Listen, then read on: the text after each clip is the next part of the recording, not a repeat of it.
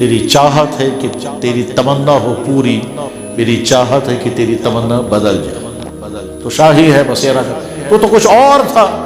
کبھی نوجوان مسلم تدبر بھی کیا تو نے، وہ کیا گردوں تھا تو تھا جس کا ایک ٹوٹا ہوا تارا خراب کر گئی شاہین کو صحبت ذات سو چک بسا کاؤ بنو سو سب خدائن بنو شاہین۔ میرے سامنے باپ نے اپنی بیٹی سے کہا آپ مجھے اجازت دے دو اس بیٹی کو میں زہر دوں گا۔ بیٹی سامنے موجود تھی، کیونکہ اس بیٹی کے اندر ایسی کوئی غلطیاں رہی ہیں جن غلطیوں کی وجہ سے مول جو بنا مول، باپ یہ کہتا ہے اجازت دے دو اس کو زہر دے دو۔ وہ باپ جو اپنی بیٹی کے لیے کہتا ہے میرا سب کچھ تم پر قربان، وہی باپ کہتا ہے میں دیتا اجازت بس ہم گان صاف کریں۔ وہ دن یاد رکھنا جس دن تم ظالم اپنی انگلیوں کو کاٹو گے۔ میرے پاس ایک عورت آئی، اس عورت نے کہا میں شاہ لڑک زاگا شاہ وچا کار پی ماجر نندر، میرا بیٹا انتظام ہے مجھے کب آنکھ لگ جائے گی، کیونکہ جو ہی میں سو جاؤں گی تو میرے کان سے بالی کھینچ لے گا، اور بالی کھینچنے کے بعد پھر کہیں جا کے بیچے گا اور چل سکے۔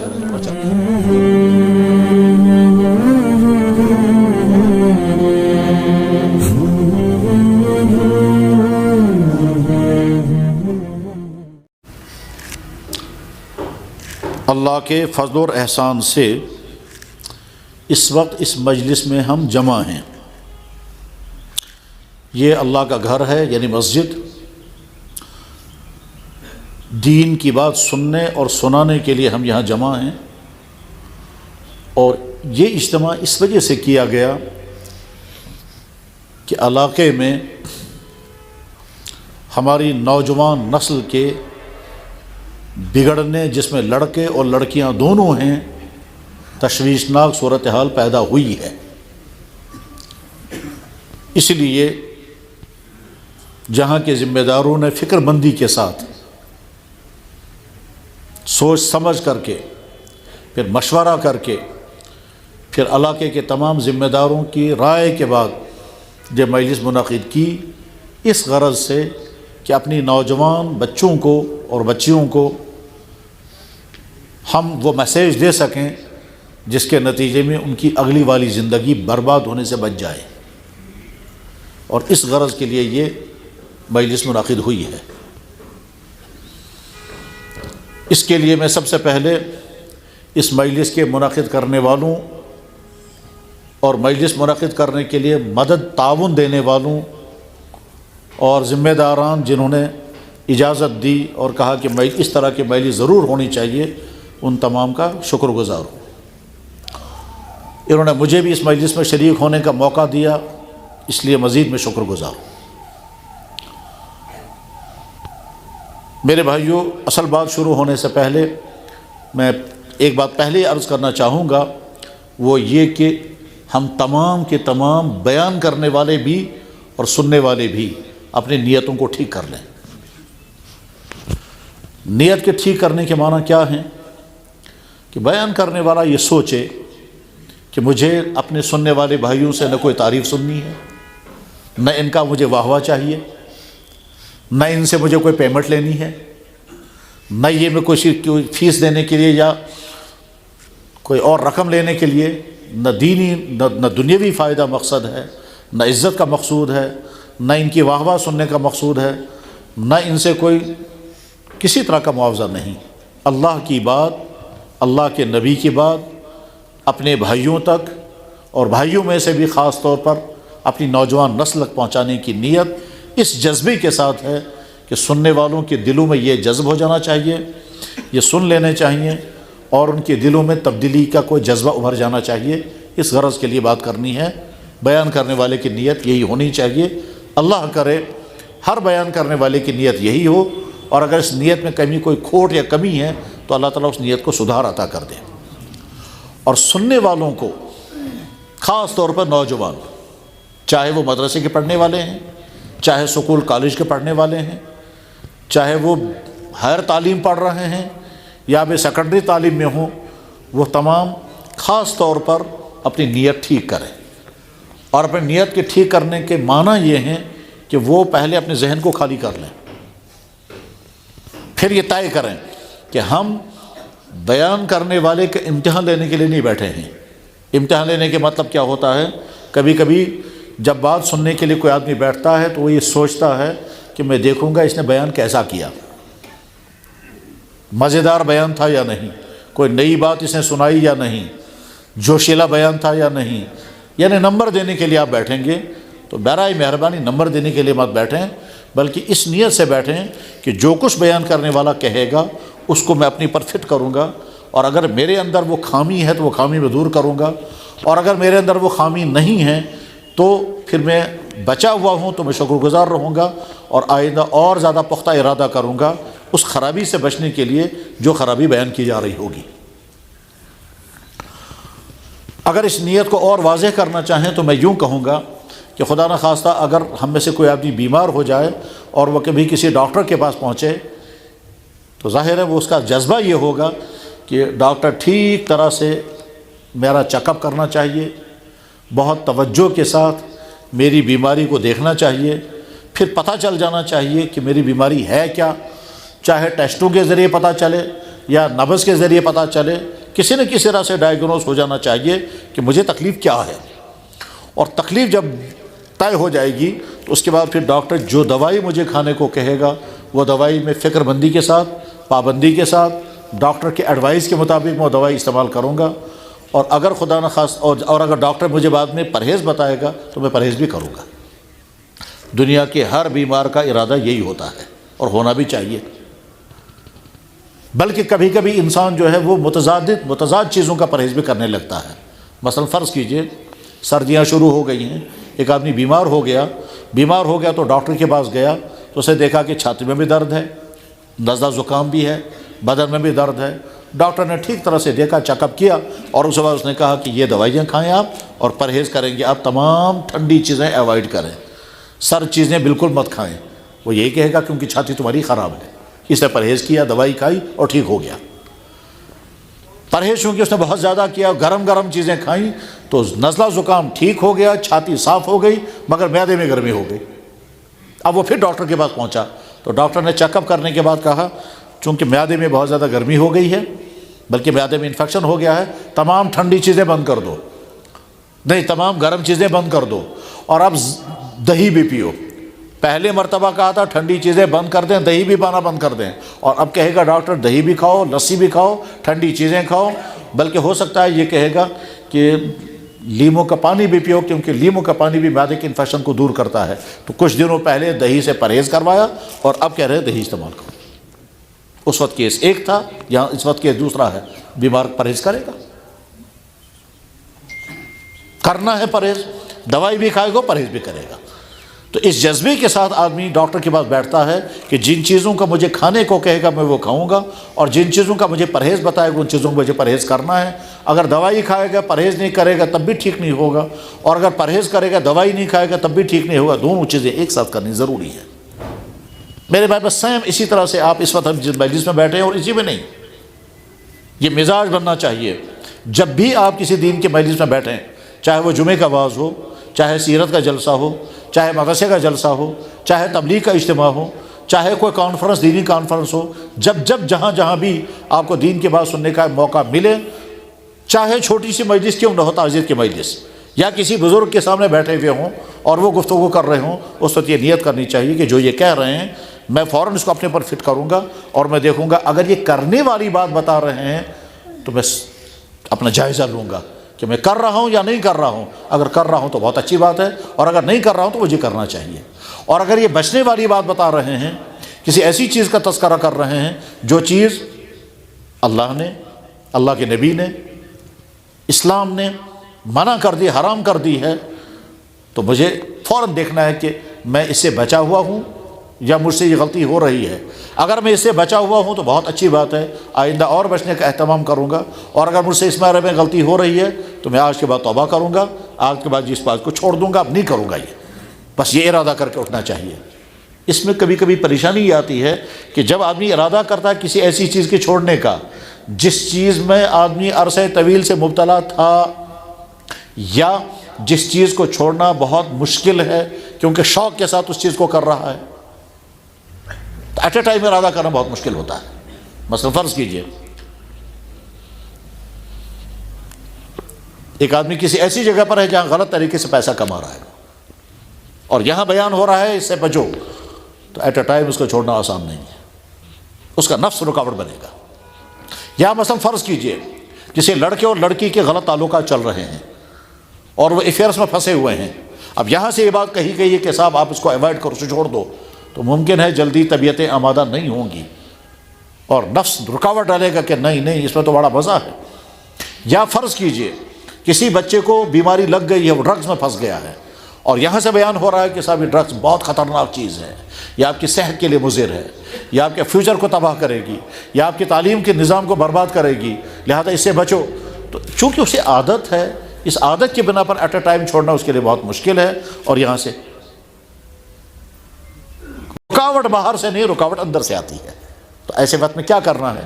تو ایسے وقت میں اپنے آپ کو سمجھانا ہے، اپنے آپ کو، اور سمجھاتے ہیں کہ اپنے آپ کو آمادہ کرنا ہے کہ اس برائی سے میں اپنے آپ کو بچاؤں جس برائی میں پھنسا ہوا ہوں۔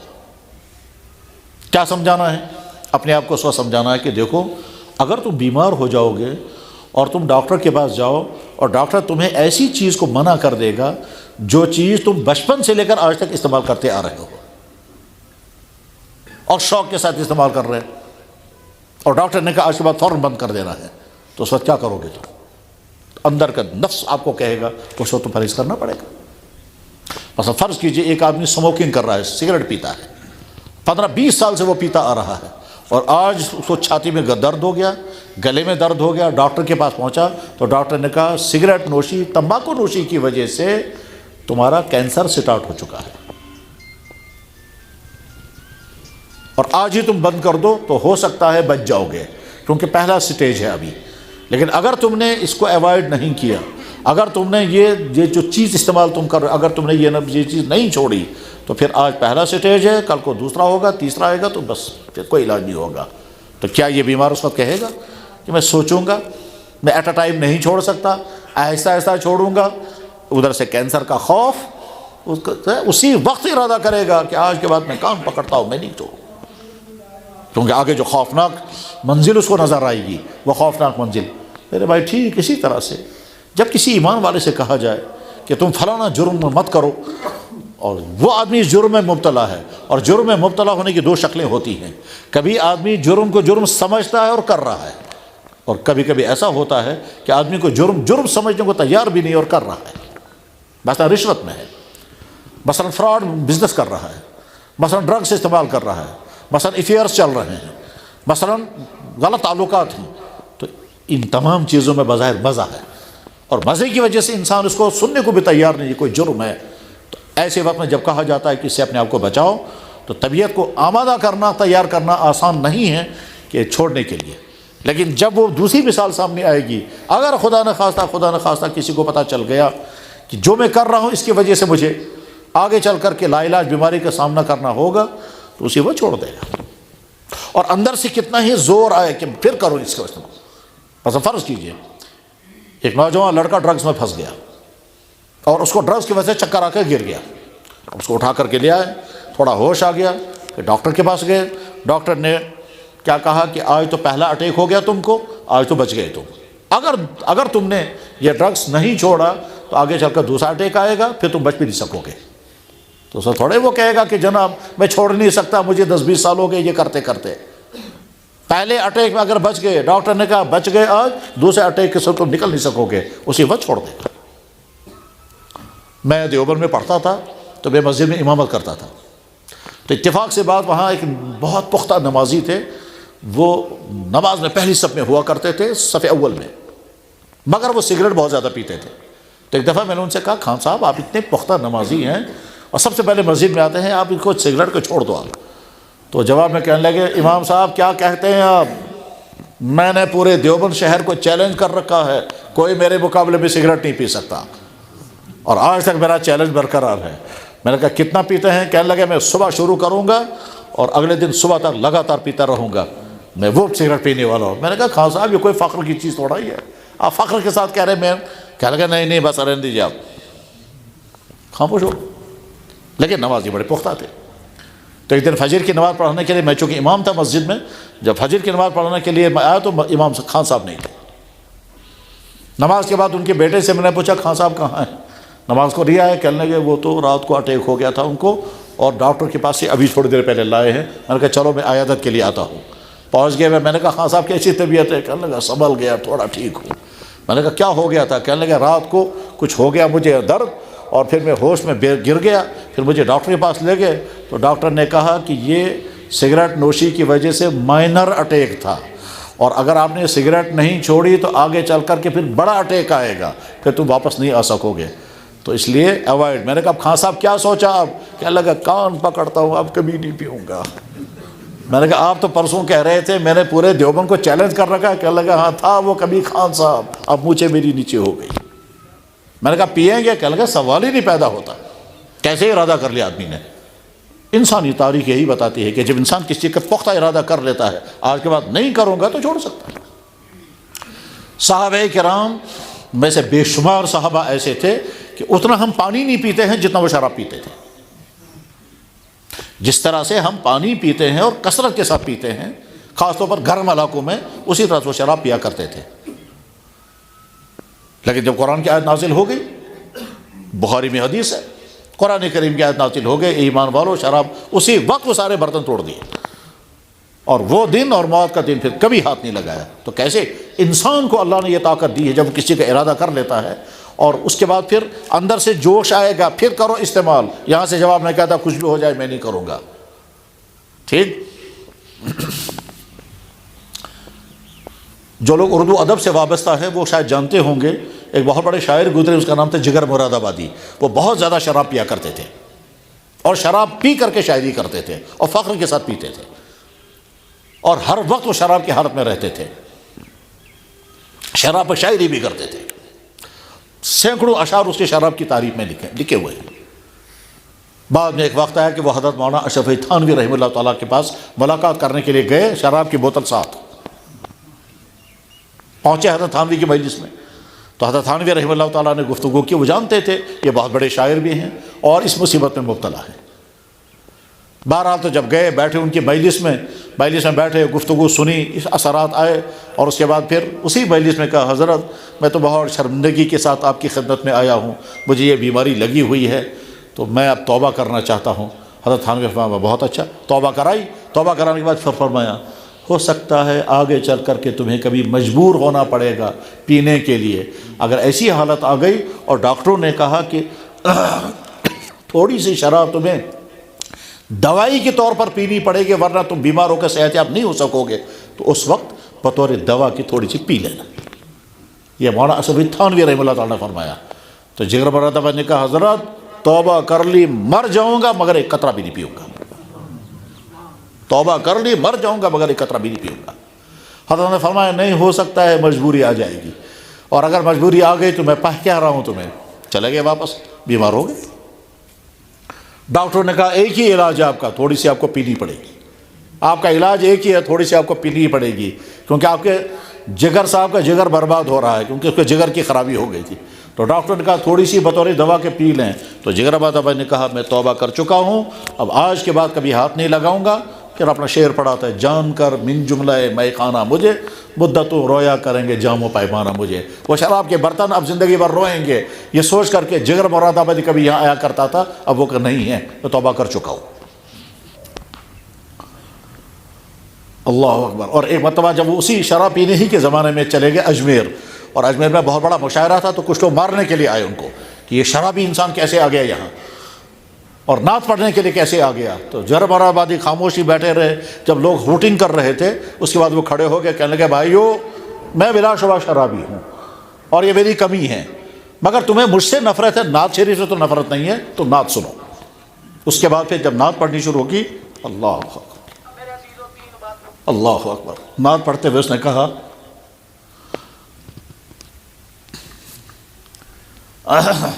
نعت کا مفہوم اس طرح سے تھا, سلطان مدینہ میں شرابی انسان, آپ کا نام مبارک میری زبان پر آ جائے میں اس قابل بھی نہیں ہوں.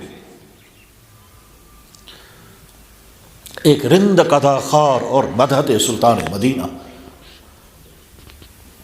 نعت پڑھتے رہے, روتے رہے, تمام مجمع بھی روتا رہا اور کہتا رہا ایک شرابی کی زبان سے اللہ کے نبی کی تعریف ہو رہی, توبہ کر کے آئے. تو انسان جب ارادہ کرتا ہے ارادہ کرتا ہے تو اس چیز کو چھوڑنا اس کے لیے آسان ہوتا ہے جس چیز کو چھوڑنے کو سمجھتا تھا بہت مشکل ہے۔ بہرحال میرے بھائیو، آپ میں سے جو اس وقت مجلس میں موجود ہیں وہ سب، اور جن تک کی آواز پہنچے وہ سب، اس ارادے کے ساتھ بات سنیں، جو کچھ کہا جائے گا وہ اگر کرنے کی چیز ہوگی تو کریں گے، اور اگر بچنے کی چیز ہوگی تو اسے بچنے کی کوشش کریں گے۔ اگر آپ میں سے کوئی شخص یہ سوال کرے گا مجھ سے ہمارے بارے میں آپ کا تصور کیا ہے، تو میں کہوں گا کہ میں آپ میں سے بہت کم لوگوں کو جانتا ہوں۔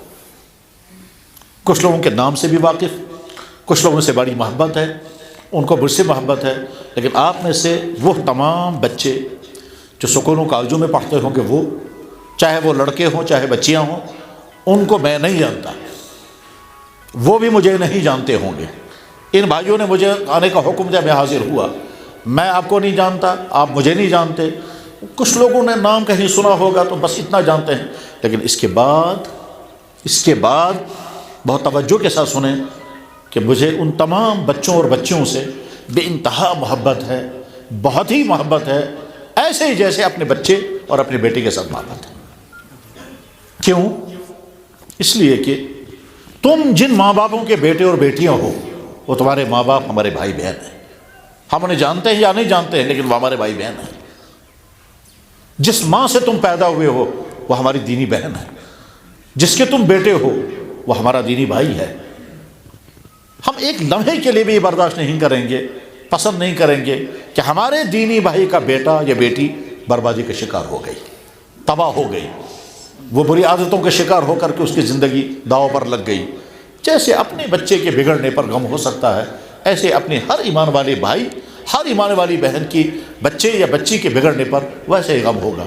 تو اس لیے آپ ہمیں بہت پیارے ہو، اس لیے کہ ہمارے کلمہ پڑھنے والے بھائی کے اولادیں ہوں، ہمارے وطن کے بھائی کے اولادیں ہوں، ہمارے ہم زبان بھائی کے اولادیں ہوں۔ اخوتیں چار قسم کی ہوا کرتی ہیں: اخوت نسبی، اخوت دینی، اخوت وطنی اور اخوت لسانی۔ تو آپ ہمارے بھائیوں اور بہنوں کے بچے ہو، اس لیے بہت پیارے ہوں، چاہے ہم آپ کو جانتے ہو یا نہ جانتے ہوں۔ جانتے ہوں پر پتہ چل جائے بگڑ گئے تو جتنا دکھ ہوگا، نہیں جانتے ہوں گے اور پھر ہم نے سنا آپ بگڑ گئے، خرابی کا شکار ہو گئے، ویسا ہی دکھ ہوگا، کیونکہ آپ ہمارے پیارے ہیں۔ کیوں پیارے ہوں؟ اس لیے کہ اس قوم کا فیوچر آپ ہی ہیں۔ اگلی آپ کی آپ اگلی زندگی میں آپ ہی یہاں، کوئی تم میں سے افسر ہوگا، کوئی تم میں سے ٹریڈر ہوگا، کوئی دکاندار ہوگا، کوئی ملازم ہوگا، کوئی مزدور ہوگا، دینی تعلیم پڑھی ہوگی تو کوئی امام ہوگا، دینی تعلیم پڑھی ہوگی تو کوئی مقرر ہوگا، کوئی مفتی ہوگا، تو آپ ہی ہیں۔ تو ایک لمحے کے لیے بھی انسان یہ گوارا برداشت نہیں کر سکتا کہ جو بچے ہمارا فیوچر ہیں وہ بچے بگڑ جائیں، وہ برباد ہو جائیں، اور ان کے بربادی پر غم نہ ہو۔ نہ یہ ایمان ہے، نہ یہ انسانیت ہے، نہ یہ اخلاق ہے۔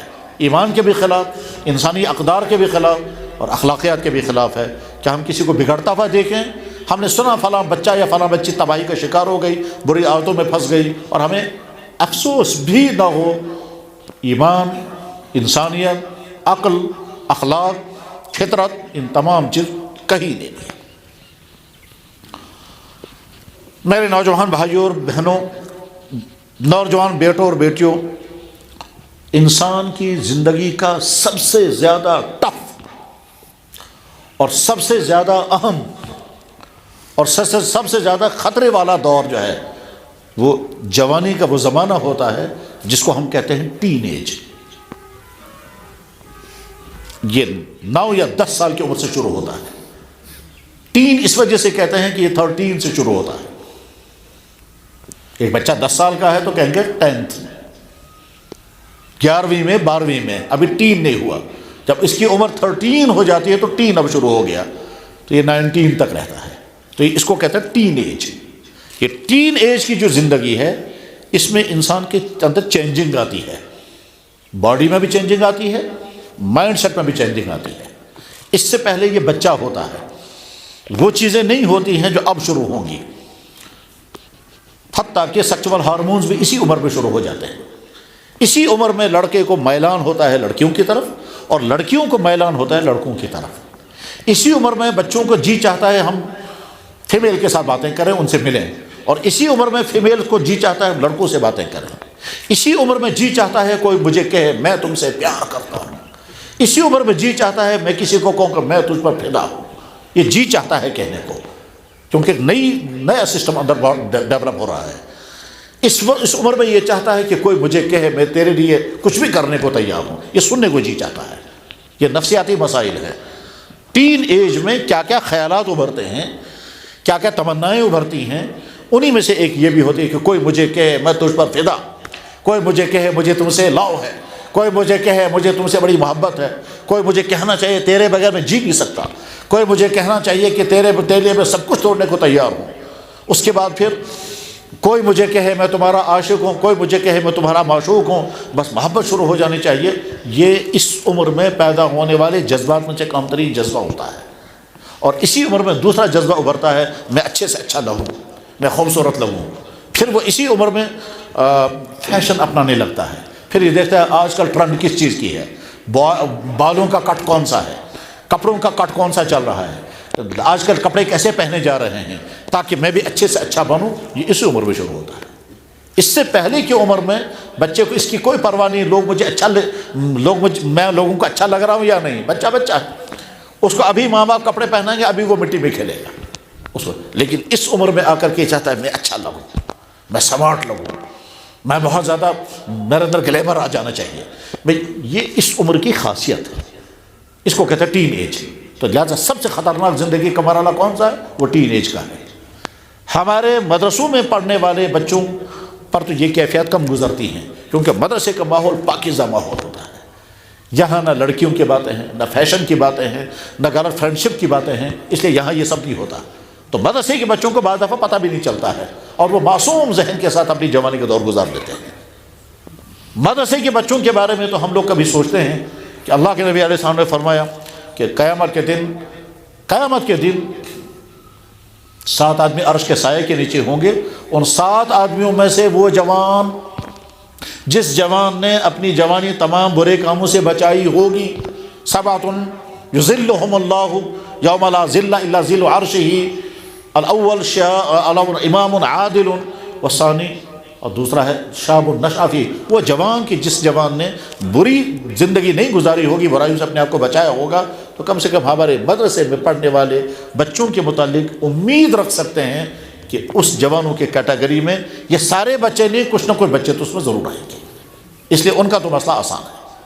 مسئلہ اس نسل کا ہے جو سکولوں میں ہیں، جو کالجوں میں ہیں، جو دفتروں میں ہیں، جو کال سینٹروں میں ہیں، جو کوچنگ کر رہی ہے، جو بازار میں ہیں، جو جاب کر رہے ہیں، جو جنگلوں میں ہیں، جو مزدوریوں میں ہیں۔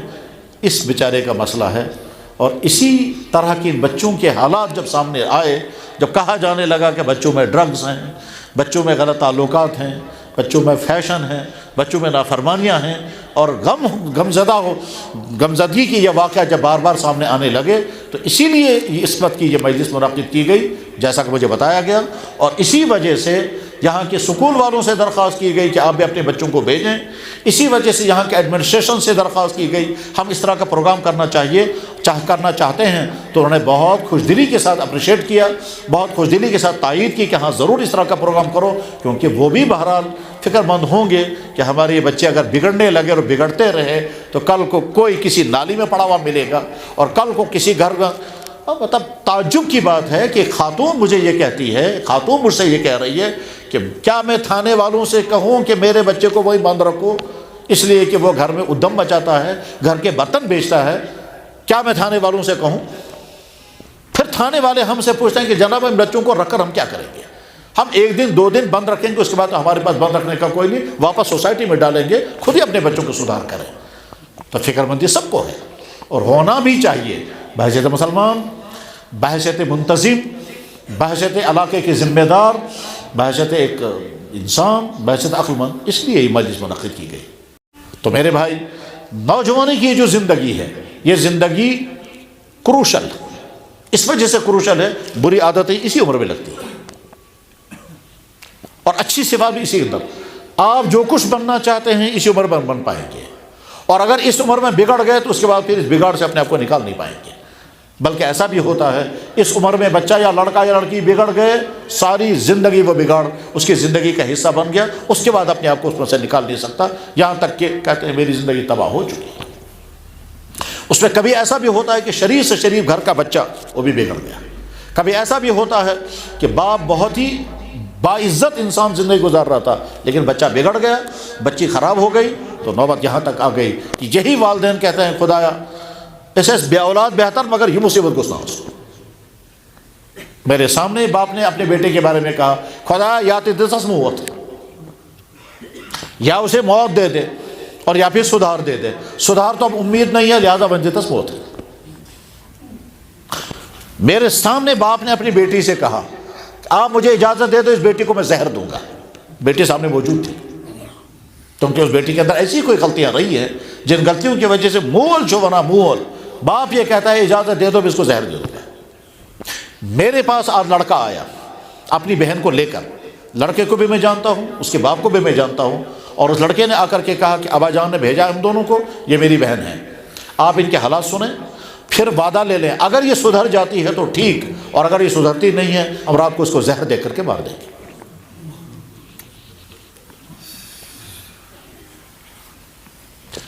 بیٹا اس کو میں جانتا ہوں، باپ نے اس کو میرے پاس بھیجا بہن کو لے کر اور کہا یہ میری بہن ہے، ان کے حالات آپ سنیں اور سننے کے بعد ان کو نصیحت کریں، اگر یہ آپ کے پاس وعدہ کرتی ہے یہ غلطیاں آئندہ نہیں کرے گی تو بہت اچھا، اور اگر یہ وعدہ نہیں کرتی یا وعدہ کرنے کے بعد سدھار نہیں کرے گی آپ ہمیں اجازت دے دو ہم رات کو اس کو زہر دے کر مار دیں گے۔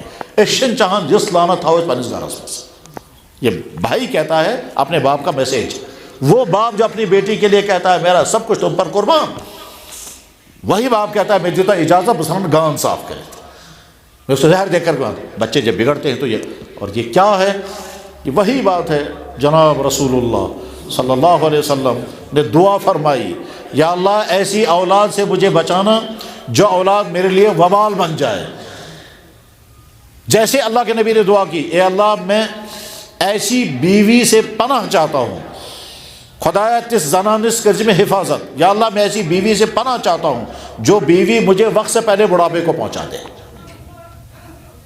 پھر آگے فرمایا یا اللہ ایسی اولاد سے میں پناہ چاہتا ہوں جو اولاد میرے لیے وبال بن جائے۔ علماء بیٹھے ہوئے ہیں دعا کے الفاظ یاد سن سکتے ہیں، یاد رکھ سکتے ہیں، اللہم انی اعوذ بک، یا اللہ بخصوص پناہ مانگا، یا اللہ میں حفاظت چاہتا ہوں، من امرأۃ ایسی بیوی سے تشیبنی قبل المشیب جو بڑھاپے سے پہلے مجھے بڑھاپے کو پہنچا دے، ومن والد یکون علی وبالا، اور ایسے بچے سے میں پناہ چاہتا ہوں جو بچہ میرے لیے وبال بن جائے، وبال بن جائے۔ اب سوال پیدا ہوگا کیا جناب رسول اللہ صلی اللہ علیہ وسلم کے مبارک گھر میں کوئی ایسی خاتون جو ازواج مطہرات میں سے تھی یا کوئی ایسی اولاد بیٹا یا بیٹی ایسی تھی جو اللہ کے نبی کے لیے وبال بننے والی تھی لہذا حضور کو دعا کرنی پڑی؟ جواب نعوذ باللہ من ذالک، یہ تو سوچ بھی نہیں سکتے، ان چیزوں کا کو نا تصور کرے تو حضور کے گھر میں کوئی ایسا لڑکا یا لڑکی تھی جس کے بگڑنے کی وجہ سے حضور پریشان ہو گئے اور حضور سوچنے لگے جگست میں ان کا تو وبال بنوں، لہذا حضور نے دعا کی یا اللہ مجھے بچا ایسی اولاد سے؟ ایسا تو کوئی نہیں تھا اور ہو بھی نہیں سکتا، ناممکن، تصور بھی نہیں کر سکتے، زبان پر نہیں لا سکتے، تو پھر اللہ کے نبی نے یہ دعا کیوں کی؟ اچھا کیوں نہیں ہو سکتے؟ اس لیے نہیں ہو سکتے کہ اللہ کے نبی کے جو بیٹے تھے وہ تو بچپن میں دنیا سے چلے گئے، قاسم، عبداللہ، طیب، طاہر، ابراہیم، 3 بیٹے یا 4 جو بھی بیٹے تھے وہ تو سارے دودھ پینے کے زمانے میں دنیا سے چلے گئے، اور آپ کے مبارک صاحبزادیاں اس کائنات کی سب سے اونچے درجے کی شہزادیاں حضرت زینب، دوسری بیٹی رقیہ، تیسری بیٹی حضرت فاطمہ، یہ تینوں بیٹیاں یہ دنیا سے رخصت ہو چکی تھی اور اللہ کے نبی ہم دنیا موجود تھے، پیچھے رہ گئے ایک حضرت فاطمہ۔ تو گویا جس وقت اللہ کے نبی علیہ السلام یہ دعا کر رہے ہیں اس وقت آپ کی بیٹی فاطمہ ہے، اور فاطمہ سے زیادہ مقدس اس کائنات میں کون؟ اللہ کے نبی نے فرمایا فاطمہ میرے جگر کا ٹکڑا ہے، فاطمہ تو بیزا تو کبھی دی۔ اللہ کے نبی علیہ السلام نے فرمایا سیدۃ النساء اہل الجنہ فاطمہ، جنت کے تمام عورتوں کی سردار فاطمہ ہیں، تو فاطمہ تو نہیں؟ نعوذ باللہ من ذالک خاکم بدہن، یہ حکون زی پر تھے حکون یہ کہتے ہیں کہ شاید فاطمہ ہے کہ ہے حضور ان کا تو مصیبت میں نہیں، کیا شاید فاطمہ حضور کے لیے وبال بنتی لہذا حضور نے دعا کی؟ کوئی مسئلہ، پھر کیوں حضور نے یہ دعا کی؟ جواب ہے یا سب نے اولاد کو میسیج دیا اور ماں باپ کو میسیج دیا کہ اگر تم نے سستی برتی، اور اولاد کو فرمایا ایسا نہ ہو کہ تم اپنے ماں باپ کے لیے وبال بن جاؤ۔ لہذا یہاں اس مجلس میں جتنے لڑکے مدرسے کے نمبر 1 پر وہ تو الگ ہیں، لیکن مدرسے کے باہر چونکہ بچے اگر مجلس میں موجود ہوں گے، چاہے آپ سکول میں پڑھتے ہوں، چاہے کالج میں پڑھتے ہوں، چاہے گھر میں کام کرتے ہوں، چاہے دکانوں پہ سیلز مین ہوں، یا جتنی بچیاں یا جن تک یہ آواز پہنچے، تم تمام یہ طے کرو کہ کم سے کم ہم اپنے ماں باپ کے لیے وبال نہیں بنیں گے۔ لیکن یہ ارادہ کرنے کے لیے آپ کو اپنے آپ سے بہت لڑنا پڑے گا، جیسے صرف زبان سے انشاءاللہ کہنے سے نہیں ہوگا۔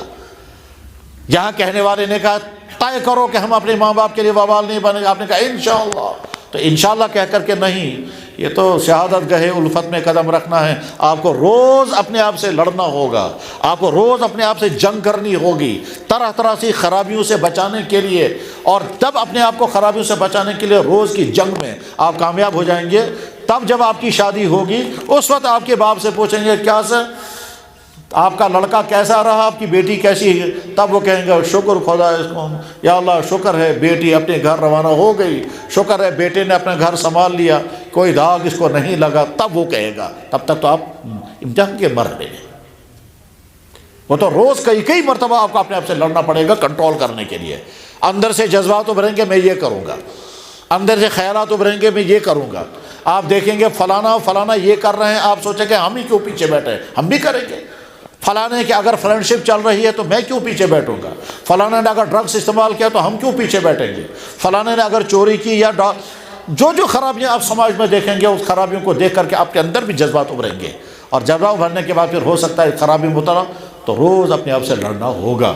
آپ کے ہاتھوں میں موبائل ہے، اس موبائل کے غلط استعمال کا طوفان چل رہا ہے، سب کو معلوم ہے کیا کیا غلط استعمال ہو رہا ہے، آپ کو روکنے والا کوئی نہیں ہے۔ آپ کی تنہائیوں میں، آپ کے اکیلے کمروں میں، آپ کے بیڈ روم میں آپ چٹکنی لگا کر کے کمرے کے اندر بیٹھ کر کے اس موبائل کے میں کیا کیا دیکھتے ہیں اور کیا کیا سنتے ہیں، وہاں تو اللہ جانتے اور آپ جانتے ہیں، وہاں آپ کو روکنے والا کوئی نہیں ہے۔ اگر آپ نے اپنے آپ کو قابو میں کر لیا اور وہاں اپنے آپ سے لڑنا پڑا اور اپنے جذبات کو دبانا پڑا اور دبا کر کے اپنے آپ کو بچانے میں کامیاب ہو گئے تو ٹھیک، ورنہ ایسا ہو سکتا ہے کہ والد تو نمازی ہیں اور والدہ دعا کر رہی ہیں خدایا میون بچہ گوس نہ خراب گژھن، خدایا بچی گژھن غلط واتہِ، سُہ آسا خبر کوٚت وٲژمٕژ۔ تنہا ان کی دعاؤں سے ہونے والا کچھ نہیں ہے۔ کیوں؟ بیمار زہر کھا رہا ہے اور ماں باپ کہتا ہے خدا یہ گوشت مارون، وہ تو کھا رہا ہے زہر، تو دعا سے تھوڑے بچے گا وہ۔ اللہ کو طاقت ہے مگر اللہ کا ایک سسٹم ہے، وہ سسٹم یہ ہے کہ پہلے آپ ارادہ تو کرو اس برائی کو چھوڑنے کا، تم ارادہ کرو، تم کوشش کرو، تم طے کرو کہ مجھے اس سے لڑنا ہے، اپنے آپ کو بچانا ہے، پھر ادھر سے کسی کی دعا بھی ہو رہی ہے، ادھر سے آپ کا، لیکن آپ ادھر سے زہر پہ زہر کھا رہے ہیں اور ادھر سے دعا کرے خدا یہ گوشت مارو، وہ تو مرے گا۔ اللہ کو طاقت ہے مگر تنہا دعا سے اللہ تعالیٰ مسئلہ۔ ماں کی چھاتی میں دودھ آ گیا اور وہ ماں کہتے ہیں خدایا بچس گوس آسس پر دودھ واتن مگر چاونہ خاطر چاہیے نہ سا تیار، تو دودھ تھوڑے پہنچے گا خود ہی۔ آپ کے پاس بہترین زمین ہے، آپ کہتے ہیں خدایا اب زمین مز گوس کہتا کہ نیرون، مگر زمین پہ محنت کرنے کے لیے تیار ہے، خود کچھ نہیں نکلے گا۔ خدا نہ خواستہ ایک آدمی بیمار ہو جائے وہ دوائی کھانے کو تیار نہیں اور رات دن دعا کرتا رہے گا یا اللہ میں کرتے شفا، میں کرتے شفا۔ اللہ کو طاقت ہے شفا دینے کا مگر اللہ کا ضابطہ یہ نہیں ہے، ضابطہ یہ ہے کہ آپ کو دوائی کھانی پڑے گی، پرہیز کرنا پڑے گا، اللہ کے نبی نے بھی دوائی کھائی ہے تب آپ ٹھیک ہو جائیں گے۔ میرے نوجوان بھائیوں یہ تو ساری تمہیدی باتیں تھیں، اب اصل بات جو ہے وہ سمجھنے کی ہے۔ پہلی بات، اللہ نے ہم کو ایمان کی دولت عطا فرمائی ہے، الحمدللہ رب العالمین، اور نادان ہے وہ انسان جس کو کبھی یہ خیال نہیں آیا کہ خدا جب میں پٹھن دیوز بڑھ مہربانی کروں بس مسلمان، مجھے ایمان کی دولت ہے۔ ایمان کے معنی اس کائنات کے بنانے والے ایک اللہ کو ماننا، ایمان کے معنی اس کائنات کے بعد نئی کائنات، ایک نیا عالم آنے والا ہے، وہاں ہمیں اپنے سارے اعمال کا حساب دینا ہے، اور یہ سارے اعمال جو ہے ریکارڈ ہو رہے ہیں، اور ریکارڈنگ بھی ایک جگہ پر نہیں ہے، اللہ کے ہاں ریکارڈنگ الگ، فرشتوں کے ہاں ریکارڈنگ الگ، زمین کے جس خطے پر جو کام ہوتا ہے وہاں ریکارڈنگ الگ ہو رہی ہے، اور ساتھ میں انسان کی باڈی، انسان کے تمام اعمال ریکارڈ کر رہی ہے۔ ہم جو کچھ کھا رہے ہیں، جو کچھ پی رہے ہیں، جو کچھ لے رہے ہیں، جو کچھ دے رہے ہیں، جس کو ٹچ کر رہے ہیں، جس سے مل رہے ہیں، یہ سب ریکارڈ ہو رہا ہے۔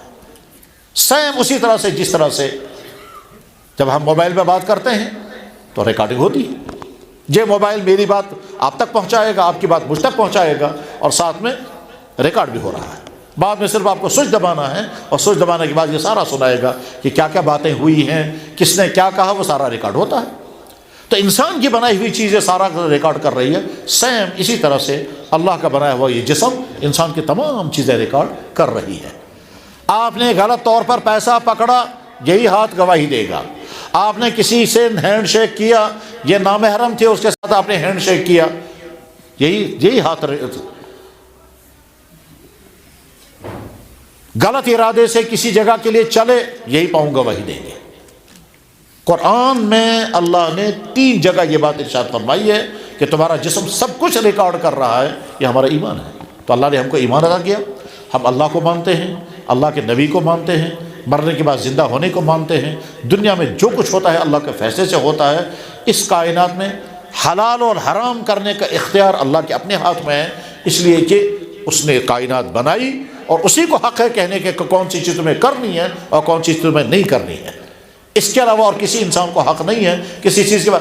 انسان کو یہ تو کہہ سکتا ہے کہ فلاں چیز صحت کے لیے مضر ہے، مگر حرام کرنے کا حق کسی کو نہیں ہے۔ حلال و حرام کا سارا فیصلہ اللہ نے اپنے ہاتھ میں رکھا ہے۔ جس نے کائنات بنائی وہی فیصلہ کر سکتا ہے۔ جس نے کپڑا خریدا اسی کو حق ہے کہنے کا کہ اس کپڑے کا کیا بنانا ہے۔ جس نے زمین کا پلاٹ خریدا اسی کو فیصلہ کرنے کا حق ہے، زمین کے پلاٹ میں مکان بنائیں گے کہ شاپنگ کمپلیکس بنائیں گے، کہ سڑک بنائیں گے، کہ گیراج بنائیں گے، کہ ویران رکھیں گے، کہ فصل اگائیں گے، کیونکہ زمین کا پلاٹ اس کا ہے۔ جس کاندرو نے آٹا خریدا اسی کاندرو کو فیصلہ کرنے کا حق ہے اس آٹے کی کون سی روٹی بنائے گا۔ جس اسٹوڈنٹ نے کاپی خریدی اسی کو ڈیسائیڈ کرنا ہے کہ اس کاپی کو وہ کس میں استعمال کرے گا۔ وہ سائنس کے لیے استعمال کرے گا، میتھ کے لیے استعمال کرے گا، ہسٹری کے لیے، سوکس کے لیے، یا کس کے لیے۔ جس نے کپڑا خریدا اسی کو ڈیسائیڈ کرنا ہے اس کپڑے کا کیا بنانا ہے۔ اور جس سونار نے سونا خریدا اسی کو ڈیسائیڈ کرنا ہے اس سونار کا، اس سونے کا کیا بنائے گا۔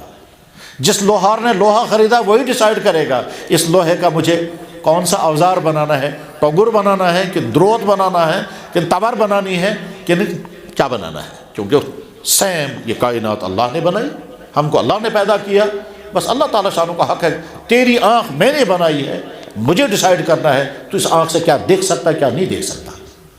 زمین سے پیدا کرنے والی چیزیں ساری میں نے پیدا کی ہیں، میں تمہیں بتاؤں گا کون سی چیز تمہیں استعمال کرنی ہے، کون سی چیز سے تمہیں بچنا ہے۔ جانور سارے میں نے پیدا کیے ہیں، میں تمہیں بتاؤں گا کس جانور سے تمہیں کون سا فائدہ اٹھانا ہے۔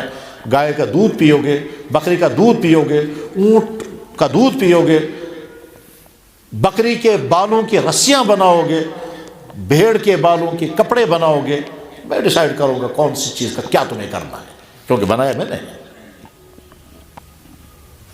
حلال و حرام فیصلہ کرنے فیصلہ اللہ اور اللہ کے نبی نے جو چیز حلال کر دی وہ حلال ہے، اور اللہ اور اللہ کے نبی نے جو چیز حرام کر دی وہ حرام ہے، وہ جرم ہے، چاہے اس کی خرابی ہم کو سمجھ میں آئے یا نہ آئے، مگر وہ حرام ہے۔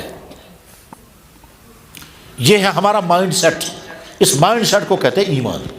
ایسے سمون ہم نے اللہ نے ہم کو پیدا کیا، کائنات اللہ نے بنائی، سورج چاند اللہ نے بنائے، زمین سی چیزیں اللہ کے فیصلے سے نکلتی ہیں، ماں کے پیٹ میں بچہ اللہ کے فیصلے سے بنتا ہے، ماں کے پیٹ سے باہر آتا ہے تو ماں کی چھاتی میں دودھ اللہ کے فیصلے سے آتا ہے، یہ بچہ بڑا ہونے لگتا ہے، سٹپ بائی سٹپ اس کے اندر وہ ساری چیزیں پیدا ہونے لگتی ہیں، جو کچھ بھی سٹپ بائی سٹپ ڈیولپمنٹ ہوتی ہے وہ ساری اللہ کے فیصلے سے ہوتی ہے، اور اللہ نہیں چاہیں گے تو نہیں ہوگا۔ بچے کو 6-7 مہینے کی عمر میں دانت آنے لگتے ہیں، اگر اللہ تعالیٰ شان ہو وہ نیچرل سسٹم نہیں چلائے گا جس سے دانت آتے ہیں، اگر نہیں چلائے گا دانت پیدا نہیں ہوں گے۔ دنیا کے تمام دانتوں کا علاج کرنے والے ڈاکٹر کتنی کوشش کریں دانت پیدا نہیں کر سکتے۔ تو ایمان اللہ نے ہم کو عطا کیا، ہم کو، ہمارے ماں باپ کو، ہم کو، ہماری جوانی کو، یہ سب اللہ نے دیا ہے۔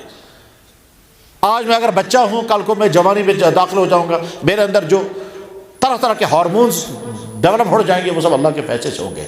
آگے چل کر ایک لڑکا بنے گا اور لڑکے کو کیا ہونا چاہیے وہ سب اللہ دیتے ہیں۔ آگے چل کر ایک فیمیل ہوگی، اس فیمیل کو آگے چل کر کیا کیا ہونا چاہیے یہ اللہ اس کے اندر پیدا کرتے ہیں۔ ہمارا یقین ہے، تو اس کا نام ہے ایمان۔ اس ایمان کی حفاظت،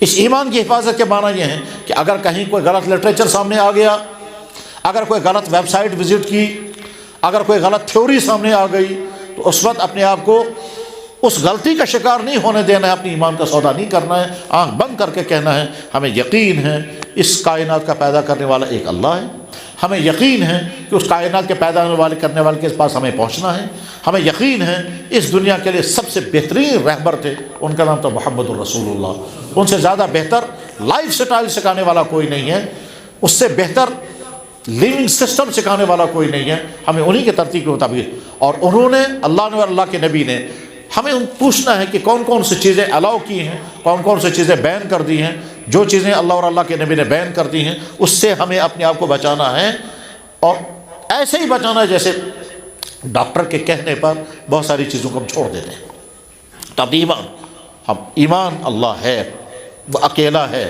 اس نے کائنات بنائی، اللہ کے نبی سارے سچے نبی تھے، ہر قوم کے لیے اللہ نے نبی بھیجے ہیں، آخری نبی محمد الرسول اللہ ہے، یہ محمد الرسول اللہ پوری دنیا کے انسانوں کے لیے نبی ہیں، وہ ہر قوم کے لیے نبی ہیں، ہر قوم کے پرانوں نے اس نبی کے آنے کا اعلان کر دیا ہے، ہر قوم کے پرانوں نے، ہر قوم کے بڑوں نے اس نبی کے آنے کا اعلان کر دیا ہے۔ عیسائیوں کے سب سے بڑے تھے حضرت عیسیٰ علیہ السلام، انہوں نے بھی اعلان کیا تھا۔ یہودیوں کے سب سے بڑے تھے حضرت موسیٰ علیہ السلام، انہوں نے بھی کا اعلان کیا۔ ہندوؤں کے بہت بڑے لوگ گزرے ہیں، رام اور کرشن، انہوں نے بھی کہا ہے کہ بعد میں محمد آنے والا ہے۔ بدھسٹوں کی دنیا میں، بدھزم میں سب سے بڑا بدھا ہے، اس نے بھی اعلان کیا ہے بعد میں دنیا کا سب سے بڑا رہبر آنے والا ہے محمد الرسول اللہ۔ وہ ذات اقدس ہے جن کے آنے کا اعلان اللہ نے، سارے نبیوں نے، سارے مذہبوں کے اوتاروں نے اور سارے مذہبوں کے بڑوں نے اعلان کیا کائنات کے چپے چپے پر، اسی نبی کے ہم امتی ہیں۔ سلام و محمد الرسول اللہ۔ ہم کسی ایسی ذات کو نہیں مان رہے ہیں جس ذات کا کہیں تذکرہ ہی نہیں ہے، نہیں، ہم اس ذات کو مان رہے ہیں جس ذات کا تذکرہ کائنات کے چپے چپے پر ہے، اور ہر خطے کے تمام پرانے بڑوں نے ان کا اعلان کیا، اس کو یہ ایمان ہے۔ اللہ نے، اللہ کے نبی نے کہا مرنے کے بعد زندہ ہونا ہے، تمہارا سب کچھ ریکارڈ ہوگا وہاں سامنے، اور وہاں اچھے کاموں پر انعام ملے گا اور برے کاموں پر سزا ملے گی، ہم نے، تو یہ ایمان ہے۔ اللہ نے انسانوں کی ہدایت کے لیے قرآن بھیجا، اس کو ہم نے مانا، یہ ایمان ہے۔ اللہ نے کہا میرا نبی محمد رسول اللہ جو کچھ کہے گا وہ حق ہے، ہم نے مان لیا، یہ ایمان ہے۔ تو اپنے ایمان کی حفاظت کرنا ہے۔ اس کے بعد نمبر 2 پر، ایمان کے بعد دوسری اہم ترین چیز ہمارا کیریکٹر۔ کیریکٹر کا مطلب کیا ہوتا ہے؟ کیریکٹر کا مطلب ہوتا ہے ساری بری چیزوں سے اپنے آپ کو بچانا اور ساری خوبیاں اپنے اندر پیدا کرنا۔ ایک لڑکا یا لڑکی مثلا یہ ضدی ہے، یہ لڑاکو ہے، یہ چوری کرتا ہے، یہ ڈرگس کر رہا ہے، یہ چھیڑخانی کرتا ہے، یہ کسی کا پیچھا کر رہا ہے، کہیں گے کیریکٹر لوز۔ اسی طرح سے یہ کسی آفس میں ہے، کسی دفتر میں ہے، وہاں کام نہیں کرتا، وہاں رشوت لیتا ہے، وہاں فراڈ کرتا ہے، وہاں سیکنڈر کرتا ہے، کہیں گے کیریکٹر لوز۔ یہ دکاندار ہے، یہ ملاوٹ کرتا ہے، یہ غلط ریٹ لگاتا ہے، یہ کسٹمر کو دھوکہ دیتا ہے، یہ ایکسپائر مال بیچتا ہے، یہ ملاوٹ کر کے چیزیں بیچتا ہے، یہ ملاوٹ کر کے ڈپلیکیٹ چیزیں اوریجنل کے نام پر بیچتا ہے، کہیں گے کیریکٹر لوز۔ یہ گالیاں بکتا ہے، یہ بدکلامی کرتا ہے، یہ دوسروں سے لڑتا ہے، کہیں گے کیریکٹر لوز۔ غلط کیریکٹر ہونے کے معنی کیا ہے؟ جوانوں کے اندر کیا غلط کیریکٹر، ملازموں کے اندر کیا غلط کیریکٹر، بزنس مینوں کے اندر کیا غلط کیریکٹر، کوٹوں میں اندر کام کرنے والے لوگوں کا کیا غلط کیریکٹر، ہر ایک کا الگ الگ ہے۔ تو آپ جوانی کی زندگی میں ہیں، اس جوانی کی زندگی میں سمجھیں کہ غلط کیریکٹر کسے کہتے ہیں۔ اگر آپ ڈرگس میں پھنس گئے، سمجھیے آپ نے اپنے آپ کو زہر میں ڈال دیا۔ یاد رکھو اچھی طرح سے، تمام نشیلی چیزیں چاہے وہ انجیکشن کی شکل میں ہوں، چاہے وہ لکوڈ فارم میں ہوں، چاہے وہ اسمائل کی فارم میں ہوں، چاہے جس فارم میں بھی ہوں، جو بھی ڈرگس کی چیزیں ہیں، جو بھی الکوہلک چیزیں ہیں، وہ تمام کے تمام اللہ نے اس کو حرام کیا جس نے کائنات بنائی۔ اللہ کے نبی نے اس کو حرام کیا، جو نبی تمام دنیا کے لیے سب سے زیادہ شفقت کرنے والے تھے، سارے نبیوں نے اس کو حرام کیا، ہر مذہب اس کو جرم قرار دیتا ہے، اور اس کے بعد پھر انسان کی صحت کے لیے انتہائی تباہ کن ہے۔ اس میں پھنسنا تو بہت آسان ہے مگر نکلنا بہت مشکل ہے۔ اس کی عادت لگتی ہے کھیلتے کھیلتے۔ مثلا آپ جب سوچنے لگیں گے میں ڈرگس میں کیسے پھنس گیا، مطلب کس قدر تشویشناک صورتحال ہے۔ جب بھی جی ون کہ جناب والا یہ چیز بچی تھی اس میں کر رہا ہوں، یہاں کی بیٹیاں بھی اس میں پھنسنے لگی ہیں۔ تو ان کو سمجھانے کی ضرورت ہے کہ جس میں تم جا رہے ہو یہ تو زہر ہے، مگر سٹارٹنگ میں یہ پتہ نہیں چلے گا۔ سٹارٹنگ میں کیا ہو سکتا ہے، آپ کے دل میں خیال آئے گا میں چک کر کے دیکھوں گا ہم سے کیا کیسے، میں کر کے دیکھوں گا اس سے کیا ہوگا، نت کا چو دعا کرو، ورنہ کہا مجھے روز کرنا ہے۔ آج پہلی مرتبہ چک کر کے، یا آپ کا کوئی فرینڈ یا آپ کی کوئی سہیلی یا آپ کا کوئی دوست، اور یہ بھی ہو سکتا ہے انسانیت کا کوئی دشمن۔ انسانیت کا دشمن مطلب کیا ہے، ایک ایسا انسان جو چاہتا ہے کہ میں ڈرگس کا کاروبار کروں گا، لیکن اس کے لیے مجھے کسٹمر چاہیے۔ وہ کسٹمر کہاں سے مجھے ملیں گے، پہلے میں یہیں سے لوگوں کو پلاؤں گا، اور یہیں سے پلانے کے بعد جب ان کو عادت لگ جائے گی، اور عادت لگ جانے کے بعد پھر وہ میرے کسٹمر بن جائیں گے، اور اس کے بعد پھر وہ مجھ سے مال لیتے رہیں گے۔ جو کچھ میں نے ان پر خرچ کیا ہوگا میں اگلے بزنس میں وہ سارا میں وصول کروں گا۔ ایسے بھی بعض ظالم ہو سکتے ہیں سماج میں ہو۔ آخر اس دنیا میں اگر یہ پھیل رہی ہے چیز تو یہی کے لوگوں کے ذریعے سے پھیل رہی ہوگی، یہ تو باہر کا کوئی آدمی آ کر یہاں نہیں پھیلا رہا۔ تو یہیں سے آگے سپلائی، یہیں سے لانا، یہیں کو بیچنا۔ تو میرے بھائی وہ آدمی جو اس ڈرگس کے ساتھ پھنسا ہوا ہے وہ سمجھیں کہ جب تم کسی دوسرے کے بیٹے اور بیٹی کو برباد کر رہے ہو تو اس کے بعد تمہارا اپنا بیٹا اور بیٹی محفوظ نہیں رہ سکتے ہیں۔ آج تم نے اس کے بیٹے کو برباد کیا، کل کو تمہارا بیٹا اس سے زیادہ کسی بربادی میں جائے گا۔ طے ہے یہ، جس نے دوسرے کی نسل کو برباد کیا اس کی اپنی نسل صحیح رہے، ایسا نہیں ہو سکتا۔ اللہ وہ دیکھ رہے ہیں۔ تم نادان بچوں کی نادانی کی بنا پر فائدہ اٹھا کر کے تم اس میں گھسیٹو گے مطلق۔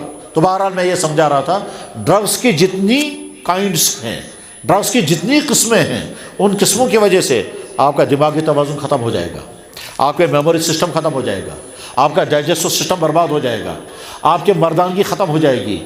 عورت کے اندر عورت پن کا مطلب کیا ہوتا ہے، آگے چل کر کس عورت کو ماں بننا ہے، آگے چل کر کس عورت کے جسم سے بچہ بنے گا، آگے چل کر کے بچوں کو دودھ پلانے والی ہوگی، تو اس کی کامیاب لائف سکسیسفل لائف تب بنے گی۔ لیکن جو ڈرگس میں پھنس گئی یہ ساری چیزیں ختم ہو جاتی ہیں۔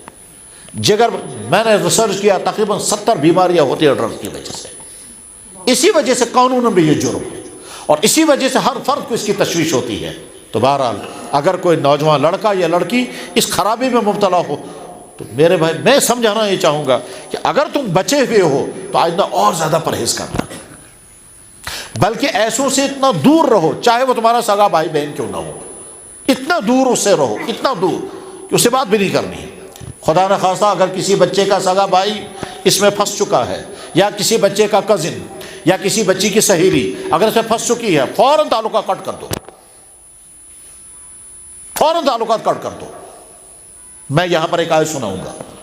اللہ تعالیٰ قرآن کریم میں کہتے ہیں وَيَوْمَ، وہ دن، يَعَضُّ، اپنی انگلیوں کو کاٹو گے، وہ دن جس دن تم اپنی انگلیوں کو کاٹو گے، مگر تم نہیں کہا قرآن نے، اللہ تعالیٰ کہتے ہیں تم ظالم۔ سو دوست ہے جو یاد یہ تو ظالم، سو دوست وہ دن یاد رکھنا جس دن تم ظالم اپنی انگلیوں کو کاٹو گے۔ وَيَوْمَ يَعَضُّ الظَّالِمُ عَلَى يَدَيْهِ، وہ دن یاد رکھنا جس دن تم ظالم اپنی انگلیوں کو کاٹو گے۔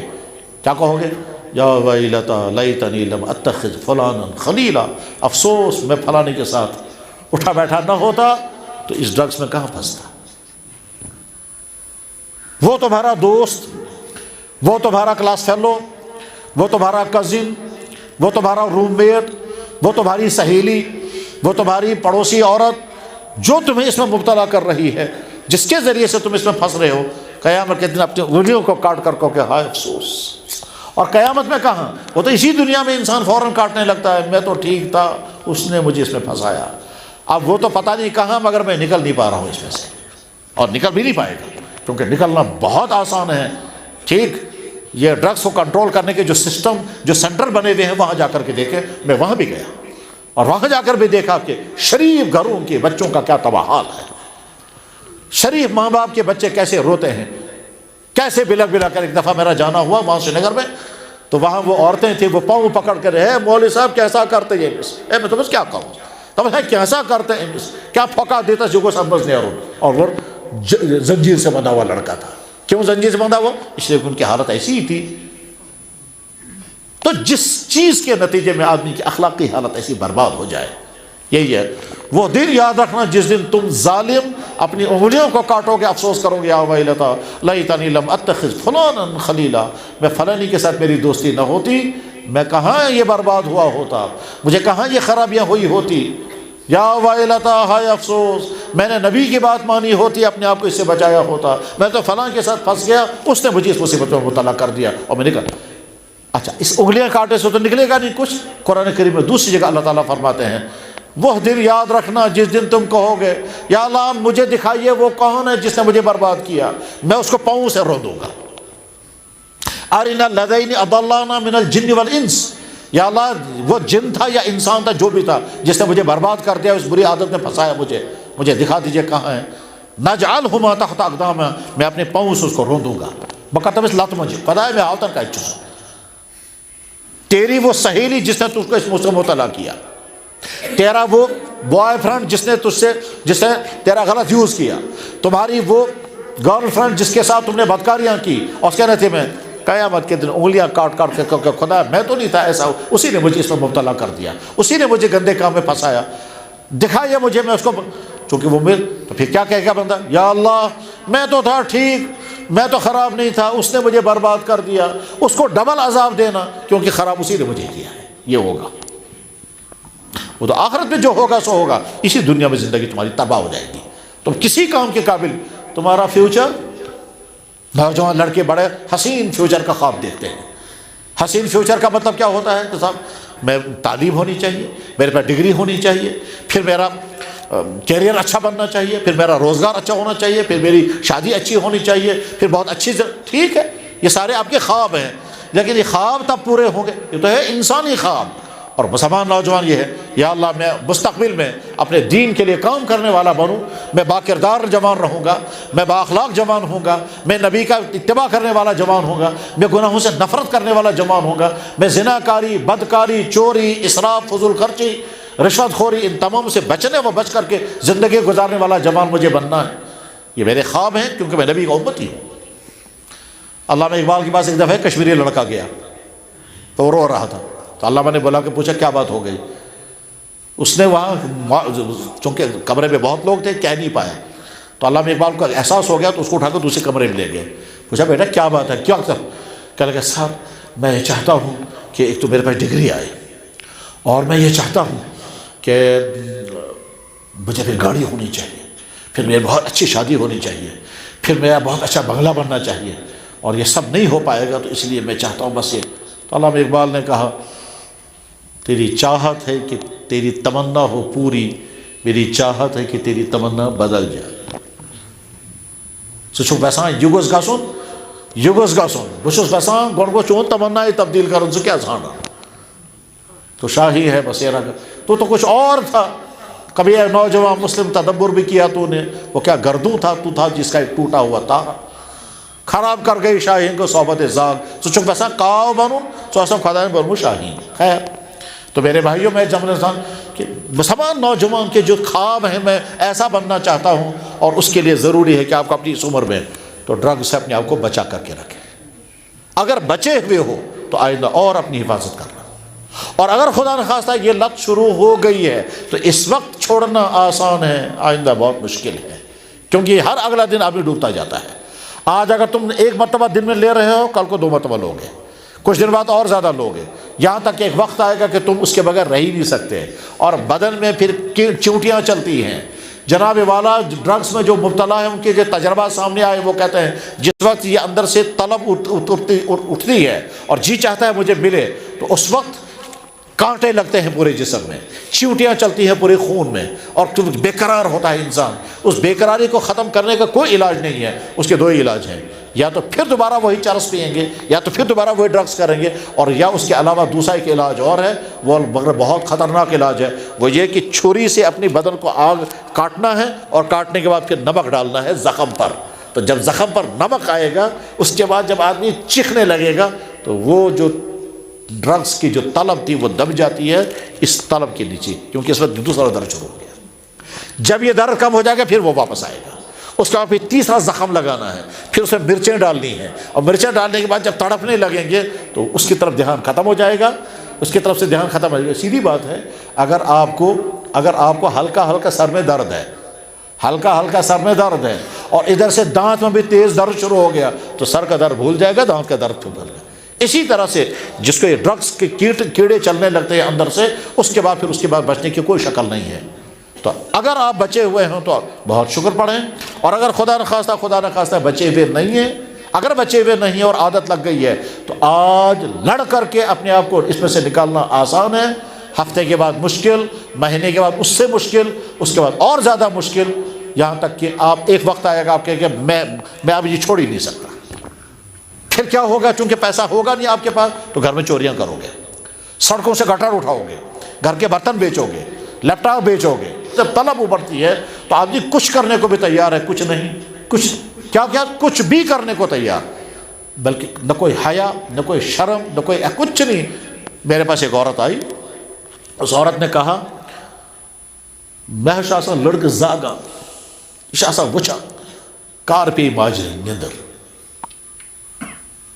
میرا بیٹا انتظام ہے، مجھے کب آنکھ لگ جائے گی، کیونکہ جو ہی میں سو جاؤں گی تو میرے کان سے بالی کھینچ لے گا، اور بالی کھینچنے کے بعد پھر کہیں جا کے بیچے گا اور چرس پیے گا۔ مطلب کیا مقصود؟ تو تیز دی تو مطلب تیزوں سے چون مسئلہ حال، بچہ ڈوبا ہوا ہے تو تعویذ تھوڑے نکالے گا اب اس کو۔ جو آدمی اس سطح پر پہنچ گیا ہے کہ اس نے گھر کے ایک برتن بیچے، جو آدمی اس سطح پر پہنچ گیا ہے کہ وہ ماں کی بالیاں کھینچ رہا ہے، جو آدمی اس سطح پر پہنچا ہے کہ وہ ماں کو چائے میں بے ہوش کرنے والی دوائی دے کر کے ماں کو پلا رہا ہے، ماں بے ہوش ہو گئی تو اس کے بعد اسے لا کر کھولا اور اس کا سارا سونا لے جا کر بیچا، اور بیچنے کے بعد پھر ڈرگس کی ضرورت پوری کی۔ یہ وہ بلا ہے، پھر یہی ہوتا ہے۔ اور جب نہیں ملے گا تو پھر چوریاں کرتے ہیں، سب کچھ کرنے کو تیار ہو جاتا ہے۔ بہرحال تم میں سے جو بچا ہوا ہے شکر پڑھیں، اور اگر بچا ہوا نہیں اس میں پھنس گئے تو آج اپنے آپ کو اس میں سے نکالنا آسان ہے، کل کو اور زیادہ مشکل، اس سے زیادہ اور زیادہ مشکل۔ اور اگر بچے ہوئے ہیں تو کامیاب آپ میڈل کے مستحق نوجوان ہوں گے اگر آپ اپنے دوستوں میں سے، چاہے تمہارا کلاس فیلو ہو، چاہے تمہارا کزن ہو، چاہے تمہارا رشتہ دار ہو، چاہے تمہاری سہیلی ہو، اگر کوئی اس میں مبتلا ہو اس میں سے اس کو نکالنے کی کوشش کرو تو پھر تم کو تو میڈل ملنا چاہیے۔ اور یہ یہاں کے جوانوں کو کرنا ہوگا، اور اگر آپ یہاں کے جوان یہ کرنے کو تیار نہیں ہوں گے، یاد رکھیں ہمارے علماء مسجد میں بیان کریں گے، تمہارے گھروں میں نہیں پہنچ سکتے، تمہارے ماں باپ تمہارے ہر جگہ تمہارا پیچھا نہیں کر سکتے، تمہارے اسکول کے ٹیچر زیادہ زیادہ لیکچر دیں گے اسمبلی ہال میں، اس کے بعد پھر آگے وہ کچھ نہیں کر سکتے۔ ٹھیک، تمہارے علاقوں کے تھانے والے، پولیس والے اور دوسرے ادارے وہ زیادہ تشویش کا اظہار کریں گے، ایک دو دن تم کو تھانے پہ بند رکھ سکتے، اس کے بعد ان کے پاس کچھ، وہ کیا کریں گے آگے، ان کی ذمہ داری یہ نہیں ہے۔ تو نہ تمہارے ماں باپ تمہارا پیچھا کر سکتے ہیں، نہ تمہارے علماء تم کو روک سکتے ہیں، تم کو روکنے کے لیے تو تم کو ہی کھڑا ہونا ہوگا۔ اور تم کا مطلب کیا ہوا؟ یوتھ، آج کے سارے جوان اٹھیں اور اپنے سوسائٹی کو اس مصیبت سے پاک کریں۔ دوسری چیز جو اس عمر میں نوجوان لڑکوں اور لڑکیوں کو مسلط ہو جاتی ہے وہ کیا ہے؟ وہ ہے جن سے مخالف کی طرف اٹریکٹ ہونا، لڑکا لڑکیوں کی طرف اور لڑکیاں لڑکوں کی طرف۔ یہ ہر زمانے میں یہ مرض رہا ہے، آج کے زمانے میں زیادہ ہی ہے۔ اور آج کے زمانے میں زیادہ کیوں ہے؟ اس لیے کہ آج فیشن، آج موبائل ہے، آج لٹریچر ہے، آج کتابوں میں ننگی عورتیں ہیں۔ یہ ساری چیزیں جب انسان بار بار سنتا بھی ہے، دیکھتا بھی ہے، یہ بیچارہ صبح سے شام تک 10 مرتبہ عورتوں کی ننگی باڈی دیکھتا ہے، یہ 10 مرتبہ اس کو موبائل میں ایڈ آتے ہیں، اس میں بھی ہر چیز چونکہ لگی ہوئی ہے، کسی طرح سے سیکس کی آگ لگ جائے سوسائٹی میں۔ اس آگ میں نوجوان لڑکیوں کو اپنے آپ کو بچانا بہت مشکل ہے۔ اسی میں شیطان بھی اپنا کام کرتا ہے، اور وہ کیا، لڑکے کو ابھارے گا تم اس کا پیچھا کرو، کبھی کبھی لڑکی کو ابھارے گا تم یہیں سے پیچھا کرو، اس کے ذہن میں ڈالے گا دیکھو وہاں فلاں لڑکا کتنا حسین ہے، یہ کتنا خوبصورت ہے، پھر مالدار بھی ہے، پھر بہت کیریکٹرڈ ہے، لہذا تم یہیں سے دوستی کرو، وہ وہیں سے فون کر سکتی ہے، اس کو شیطان استعمال کیا ہوگا۔ تو یاد رکھیں اگر وہاں سے اٹیک آیا تو اپنے آپ کو بچائیں، اور اگر شیطان یہاں سے ابھار رہا ہے تم کسی کا پیچھا کرو تو اپنے آپ کو بچائیں، اور دونوں کے لیے رول ماڈل قرآن کریم میں موجود ہے۔ حضرت یوسف علیہ السلام سے زیادہ خوبصورت اس دنیا میں کوئی نوجوان نہیں ہے، اس دنیا میں سب سے زیادہ حسین ترین شخص حضرت یوسف علیہ السلام تھے، اور یوسف علیہ السلام کا عورتیں وہیں سے پیچھا کر رہی ہیں، اور وہ عام عورتیں نہیں، سوسائٹی کی اپر کلاس عورتیں، سوسائٹی کے اونچے درجے کی ساری عورتیں تھیں، یہاں تک کہ بادشاہ کی بیوی زلیخا بھی تھی، اور دوسرے وہاں وہ جو اس زمانے کا رولنگ کلاس تھا، اس زمانے کا جو اپر کلاس تھا، اس اپر کلاس کی جو لیڈیز تھیں، وہ بیگمات، وہ ساری بیگمات حضرت یوسف علیہ السلام کا پیچھا کر رہی ہیں کیونکہ بہت زیادہ خوبصورت تھے۔ اس وقت یوسف علیہ السلام نے کہا تھا مجھے اپنی جوانی کو بچانا ہے، چاہے مجھے جیل میں رہنا پڑے میں جیل میں رہنے کے لیے تیار ہوں، اور اس زمانے کا جیل مصیبتوں کی دنیا تھی، میں جیل میں رہنے کے لیے تیار ہوں، مگر اس گندے کام میں پھنسنے کے لیے میں تیار نہیں ہوں۔ چاہے 12 سال جیل میں رہے مگر اپنے آپ کو گناہ میں مبتلا نہیں ہونے دیا۔ جوانوں کے لیے رول ماڈل اللہ نے قرآن میں بیان فرمایا، اللہ کے نبی نے بیان فرمایا کہ کس طرح سے جوان اپنی جوانی کو بچانا۔ تو یوسف علیہ السلام کا پیچھا ہو رہا ہے، ایک لیڈی چاہتی ہیں ان کے تعلقات مجھ سے ہو جائیں، دوسرے چاہتے مجھ سے ہو جائیں، تیسرے چاہتے مجھ سے ہو جائیں۔ جب یوسف علیہ السلام نے سوچا میں بچ نہیں پاؤں گا، یہاں سے بھی میرا پیچھا ہو رہا ہے، یہاں سے میرا پیچھا ہو رہا ہے، ڈیٹیل بہت زیادہ قرآن میں وقت نہیں ہے اس کا، تو انہوں نے کہا ربی السجن احب الیہ، یا اللہ بغض جیل تشمہ تسلیم، میں جیل میں چپ چاپ رہوں وہاں مجھے مصیبت نہیں رہے گی، حالانکہ جیل کی مصیبتیں الگ ہوں گی، مگر اس گندے کام میں جانے کے لیے تیار نہیں ہوں جہاں مجھے چاروں طرف سے برائی کرنے کی دعوت مل رہی ہے۔ مجھے بہت تعجب ہوا، بہت خوشی ہوئی، بہت حیرت ہوئی، اور کیا کیا ہوا جب میں نے واقعہ سنا۔ کیا تقریباً 1 یا 1.5 مہینے پہلے جموں سے ایک نوجوان لڑکا میرے پاس آیا، کہتا ہے جناب آپ نے بہت پہلے ایک واقعہ بیان کیا ہے جموں کے کسی کالج میں یا کہاں، تو وہ واقعہ میرے ساتھ پیش آ گیا اور میں نے وہی کیا۔ میں نے کہا کون سا؟ کہنے لگا آپ نے کبھی کہا ہے کہ دلی کے اندر ایک مسجد کے جوان امام صاحب تھے، محلے میں کوئی لیڈی تھی، اس لیڈی اس نوجوان کو اپنے گھر میں بلایا، اور اس لیڈی کا شوہر نہیں تھا، وہ کہیں گیا ہوا تھا بہت دنوں سے، تو اس لیڈی نے اس نوجوان کو برا کام کرنے کی دعوت دی۔ اس نوجوان نے اپنے آپ کو بچانے کا پورا ارادہ کیا، تو لیڈی نے کہا تم بچ نہیں سکتے، گیٹ سارے بند کر دیے ہیں، اور مین گیٹ بھی بند ہے، اندر کا گیٹ بھی بند ہے، اس کے بعد کا بھی، اور تم اس میں بیڈ روم میں ہو، تو اسے تم بچ نہیں سکتے، تمہیں کرنا ماننا پڑے گا۔ اس نوجوان لڑکے نے کہا ٹھیک ہے، جب اسے سمجھ میں آیا کہ میں بچ نہیں سکتا تو میں پھر کوئی اور طریقہ اختیار کروں گا۔ تو اس نوجوان لڑکے نے میں نے یہ واقعہ بیان کیا تھا، اس نوجوان لڑکے نے لیڈی سے کہا کہ آپ ایسا کریں مجھے اجازت دیں تو میں باتھ روم سے آؤں گا، تب پھر اس نے کہا ٹھیک ہے، تو باتھ روم چلا گیا، اور باتھ روم میں جو لیٹرین کی گندگی تھی وہ ساری گندگی اپنی جسم پر ملی۔ اب وہ گندگی مل کر کے جب وہ کمرے میں آیا تو بدبو، تو اس لیڈی نے جو ہی دیکھا اس نے کہا دفع ہو جا تو یہاں سے، اور تو اتنا گندا انسان ہے اور تیرے جسم سے ایسی بدبو آ رہی ہے اور تو کیسا دفع ہو جا، چنانچہ دھکے دے کر اس کو ہاتھ بھی نہیں لگا، نکل جایا۔ تو وہاں سے نکلا، اور نکلنے کے بعد پھر وہ دلی جمنا کے کنارے گیا، اپنے کپڑے نکالے، کپڑوں کو دھویا، اس کے بعد اپنی باڈی کو دھویا اور بھیگے ہوئے کپڑے پہنے، اور پہنچ گیا اپنے کلاس میں جہاں وہ پڑھا کرتے تھے، حضرت شاہ عبد العزیز رحمہ اللہ تعالیٰ کے پاس وہ حدیث پڑھتے تھے۔ تو کلاس میں پہنچ گئے، لیٹ، بھیگے ہوئے کپڑے، شرمندہ، ٹھیک جو ہی اندر داخل ہو گئے تو کلاس کے سارے لوگ دیکھنے لگے، اور سب کہنے لگے آہا زبردست خوشبو، آہا زبردست خوشبو، یار ایسا عطر تو ہم نے آج تک، یہ کیا عطر ہے؟ اب بیچارے نے سر نیچے کیا یہ سوچ کر شاید میرے جسم سے بدبو اب بھی آ رہی ہے، کپڑوں میں صاف نہیں کر سکا اچھی طرح سے، تو یہ اب کہہ رہے ہیں خوشبو، خوشبو کہاں بدبو، خیر وہ پھر کہ بھائی کیا عطر لگا کے آیا تو، یہ کپڑے بھیگے ہوئے ہیں، کتنی اچھی خوشبو آ رہی ہے، یہ کیا لگایا تو نے؟ وہ سر نیچے کیے ہوئے، جو استاد ان کے تھے حضرت شاہ عبدالعزیز، انہوں نے پوچھا بیٹا کیا خوشبو لگائی اور یہ بھیگے ہوئے کپڑے کیوں ہیں؟ اب بیچارہ وہ مجبور ہو گیا، کہنے لگا حضرت خوشبو کہاں لگائی میں نے، میرے ساتھ تو یہ واقعہ ہوا، اس واقعے کی وجہ سے میں یہ کپڑے دھو کر کے آیا ہوں، مجھے لگتا ہے کہیں میں صفائی نہیں کر سکا، وہ بدبو لگی ہوئی ہوگی، وہی آپ لوگوں کو آ رہی ہوگی، تو اب میں شرمندہ ہوں۔ تو فرمایا کہ نہیں بدبو نہیں، خوشبو۔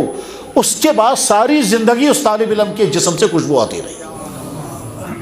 یہ واقعہ میں نے بیان کیا تھا کبھی جموں میں، یہ لڑکا مجھے کہتا ہے کہ جناب میرے ساتھ جموں میں یہی ہوا کہ کچھ لڑکے ہمارے جہاں وہ رہتے ہیں ہاسٹل میں، جہاں ہاسٹل میں لڑکے رہتے ہیں وہاں لڑکیوں کا گروپ آ گیا، اور گروپ آنے کے بعد انہیں ویڈیو بنانا شروع کیا اور مجھے کہا کپڑے نکالو۔ تو کہا میں بہت کوشش کرتا مگر نہیں، تو آخر میں مجھے یاد آیا مجھے وہی کرنا ہے۔ چنانچہ میں وہاں سے باتھ روم میں، اٹیچ باتھ روم تھا، اندر گیا اور نیچے ہاتھ لگا کر کے پورے بدن میں ملا، اور ملنے کے بعد کہا تو سب کو نفرت ہو گئی، اور واقعی کہتا ہے وہ نفرت ہو گئی، تو بس میں نے دروازہ توڑا باہر نکل آیا۔ میں نے کہا سبحان اللہ، میں بار بار لڑکیوں کو دیکھتا رہا، سبحان اللہ۔ کہنے لگا جی آگے پھر یہ ہوا، اسی رات جناب رسول اللہ صلی اللہ علیہ وسلم کی مجھے خواب میں زیارت ہو گئی۔ انشاءاللہ بھی جب میں جموں جاؤں گا وہ ملے گا مجھے لڑکا، اور کالج کا لڑکا، کسی مدرسے کا نہیں، کوئی تبلیغ والا نہیں ہے، کالج کا لڑکا۔ نوجوان کے بچنے کے واقعات بھی عجیب ہیں، اور نوجوانوں کے بگڑنے کے واقعات بھی عجیب ہیں۔ تو میرے نوجوان بچوں، اگر تم بچے ہوئے ہو اس مصیبت سے، تم کسی کے ساتھ اٹیچ نہیں ہوئے، تمہارے کسی کے ساتھ افیئرس نہیں ہیں، تمہارے کسی کے ساتھ فرینڈشپ غلط سے نہیں ہے، تو بہت مبارک، اور آئندہ بھی اپنی حفاظت کرنا۔ یہ زہر ہے اگرچہ اوپر سے میٹھا لگتا ہے، بہت مزہ آتا ہے اس میں پہلے کہہ چکا، اس میں بڑا مزہ آتا ہے کہتے ہوئے میں تجھ پر فدا ہوں، میں تیرے لیے آسمان کے تارے توڑ لاؤں گا، میں ساری دنیا سے جنگ کرنے کے لیے میں تیرے بغیر جی نہیں سکتا۔ یہ سب شیطانی جملے ہیں، کچھ نہیں ہوتا، یہ سب کہنے کی باتیں ہیں۔ تیرے بغیر میں جی نہیں سکتا، سارے جیتے ہیں۔ جس کو آپ کہہ رہے تھے میں تیرے بغیر جی نہیں سکتا، وہ جب مر جاتا ہے تب تو آپ جیتے ہیں، تب کہاں مرتے ہیں آپ؟ یہ تو سب شیطانی جملے ہوتے ہیں۔ اور بیٹیوں میں سے جو بیٹی بچی ہوئی ہے وہ خوش قسمت ہیں، اور اگر کوئی اس میں مبتلا ہو گئی ہے تو آج اپنے آپ کو چھوڑنا آسان ہے، کل کو بہت مشکل ہے۔ یاد رکھیں ہر بیٹی کو، ہر مسلمان بیٹی کو سمجھنا چاہیے کیا کہ کسی مرد پر کبھی بھروسہ مت کرو، کسی مرد پر کبھی بھروسہ مت کرو، بلکہ جہاں آدمی سوچ بھی نہیں سکتا وہاں بھی خطرات ہیں۔ نوجوان بچی کو باپ سے، بھائی سے، اپنے بیٹے، خاتون کو اپنے بیٹے سے خطرات نہیں ہیں، ٹھیک ہے، لیکن اللہ کے نبی نے فرمایا ہے، اللہ کے نبی نے فرمایا کہ ایک زمانہ آئے گا بدکاریاں اتنی عام ہو جائیں گی کہ بیٹا اپنی ماں کے ساتھ، باپ اپنی بیٹی کے ساتھ، بھائی اپنی بہن کے ساتھ کرے گا، اور یہ واقعات ہو رہے ہیں ہمارے سامنے کیس۔ ابھی کل رات مجھے بتایا گیا، میں نے کہا میرے پاس کا کوئی حل نہیں ہے،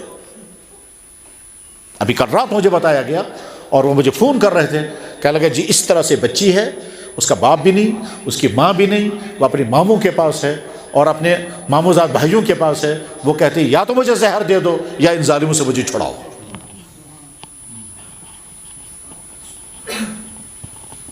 اس کے معنی یہ ہے وہ بتا نہیں پا رہی میرے ساتھ کیا ہو رہا ہے۔ میں نے پوچھا عمر کتنی ہے؟ اچھا، میں نے کہا بھائی، ہاں اگر بھائی ہے، کہا بھائی کے بعد جا کر وہاں اور زیادہ انسیف ہے۔ تو میں واقعہ سنا کر کے مجلس کو مقدر نہیں کرنا چاہتا، میں یہ بتانا چاہتا ہوں ہر بیٹی جس تک یہ آواز پہنچے، تم سمجھو کہ ہر شخص ہمارا عصمت دشمن ہے، ہر شخص میرے عصمتوں کا لٹیرا ہے۔ اپنے بھائیوں سے بھی گیپ رکھو، اپنے ماں باپ سے بھی گیپ رکھو۔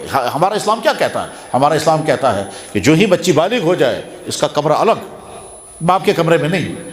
جو ہی لڑکا اور لڑکے بالغ ہونے کے قریب ہوں ان کے بسترے بھی الگ ہو جائیں۔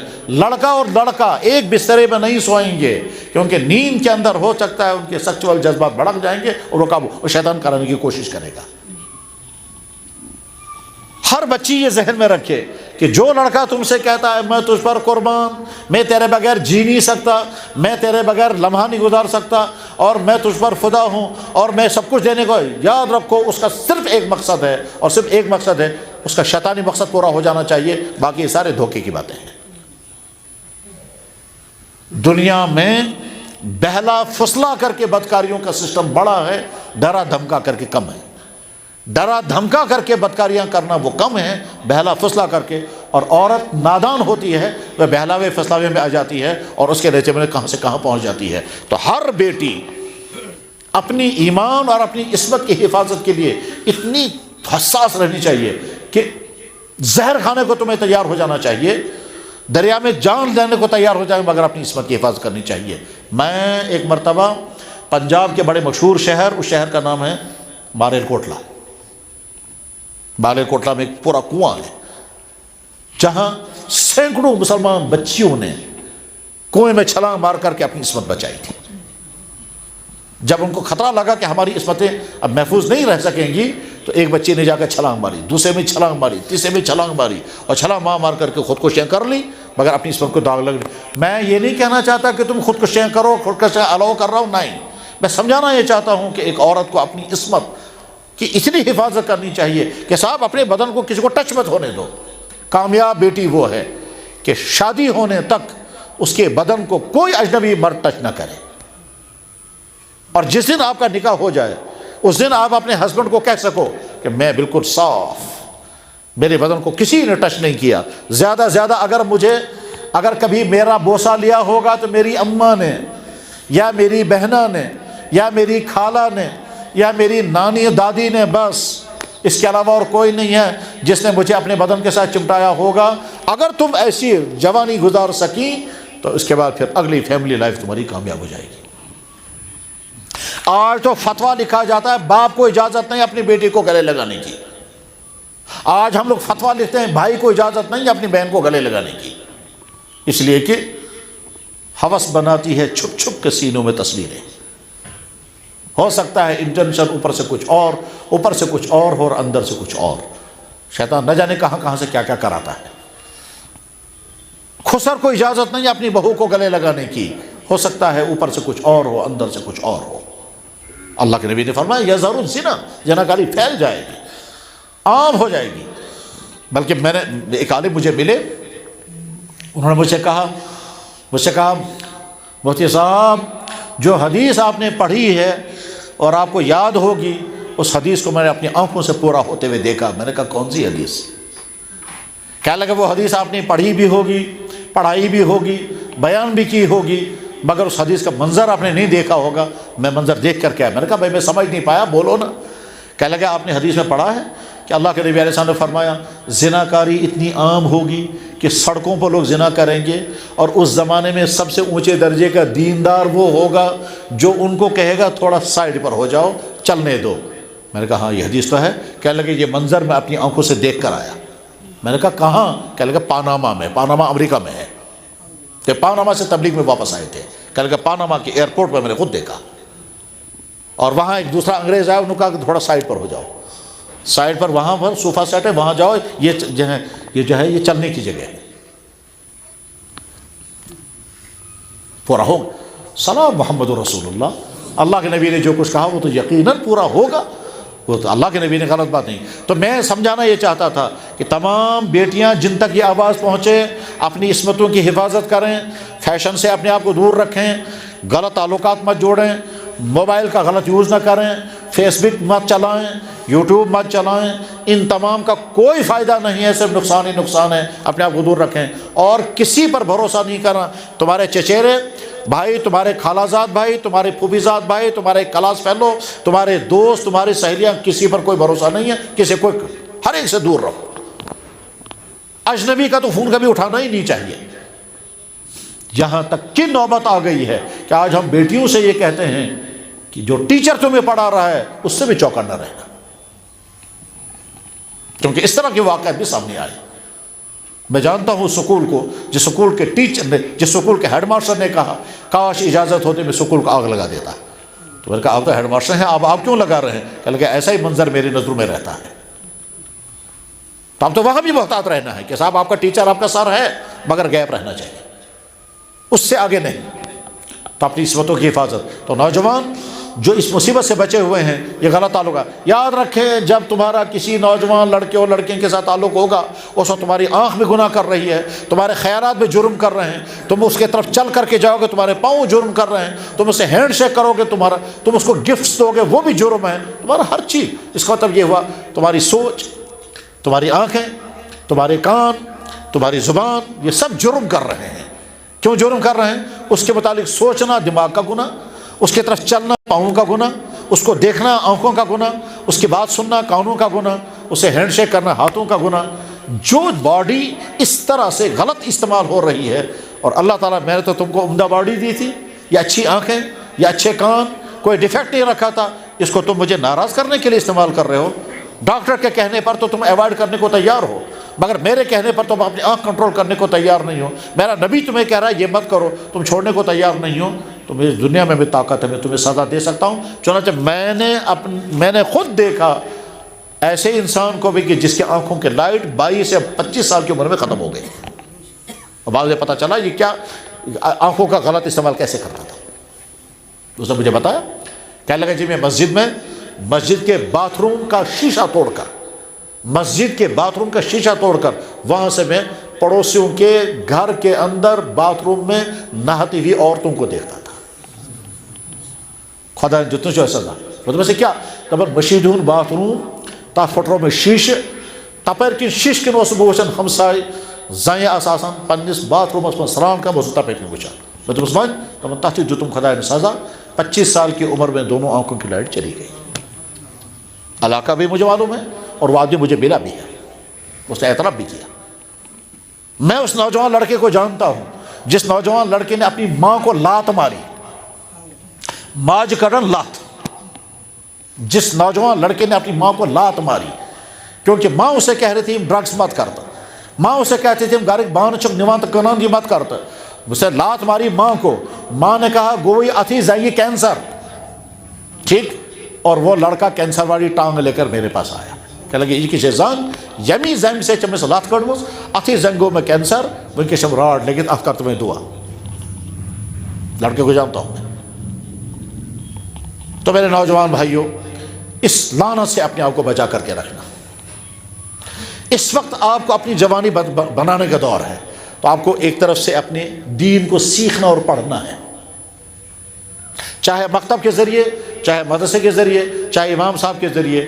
آگے چل کر کے آپ مسلمان نہیں رہ پاؤ گے اگر آپ کو کلمہ بھی یاد نہیں ہوگا، اگر آپ کو نماز بھی نہیں آتی ہوگی، آپ یہ بھی نہیں جانتے ہوں گے فرض میرے اللہ نے مجھ پر فرض کیا ہے۔ یہ کیسا مسلمان ہے جس کو یہ بھی پتہ نہیں کہ میرا اللہ مجھے کہہ رہا ہے یہ میرا آرڈر ہے اور مجھے پتہ ہی نہیں خدا کا آرڈر میرے لیے کیا ہے۔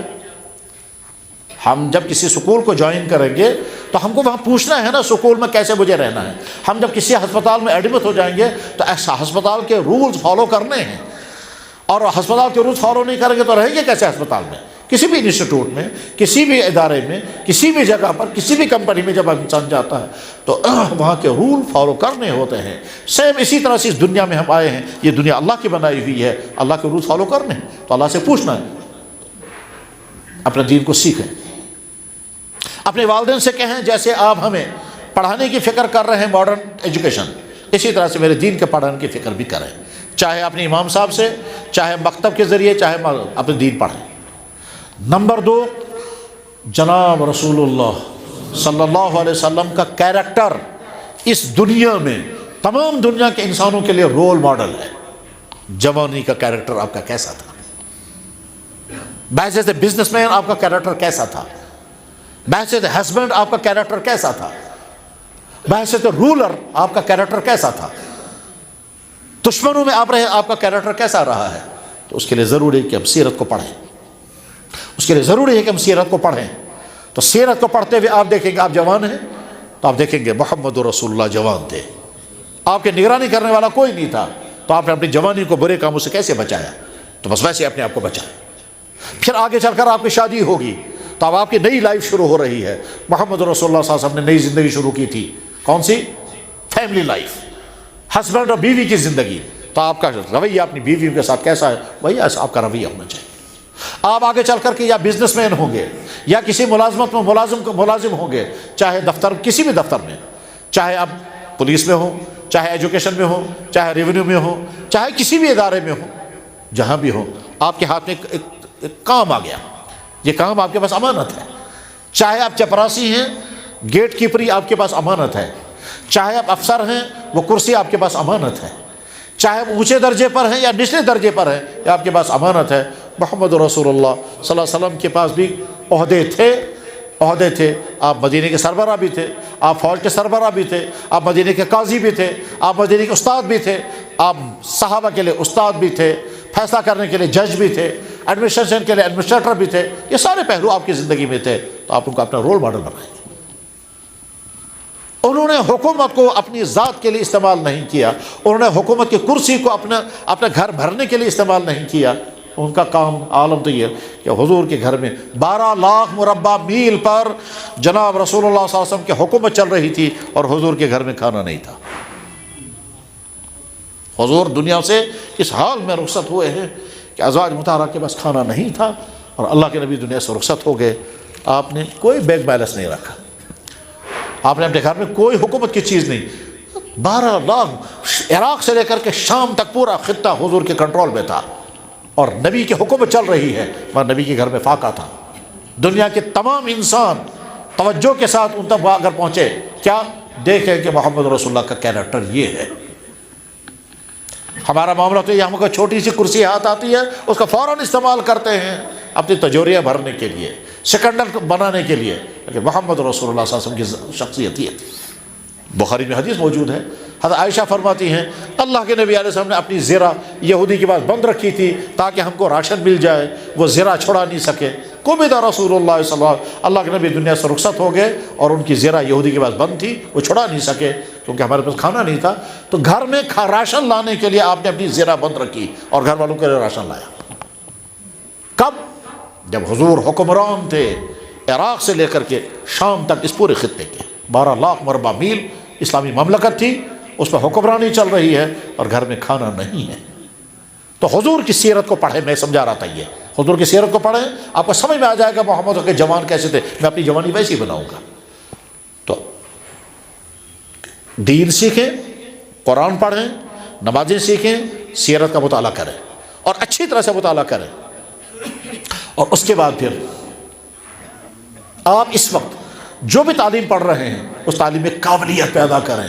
آج کا زمانہ کمپٹیشن کا زمانہ ہے، کمپٹیشن کے بغیر آپ کہیں نہیں چل سکتے ہیں، تو قابلیت پیدا کریں، اور قابلیت پیدا کرنے کے بعد پھر اگر آپ کی جوانی سارے گندے کاموں سے محفوظ، تو آپ کو آگے اگلی والی زندگی بہترین زندگی گزرے گی۔ اور اگر ان خرابیوں سے خرابیوں کا تذکرہ میں نے کیا، ڈرگس، افیئرس، فضول خرچی، موبائل کا غلط یوزنگ، ٹائم ویسٹ کرنا، یہ ٹائم ویسٹ کرنا، ہمارے بہت سارے لڑکے اور لڑکیاں بس صرف شیئرنگ اور لائکنگ میں لگے ہوئے ہیں۔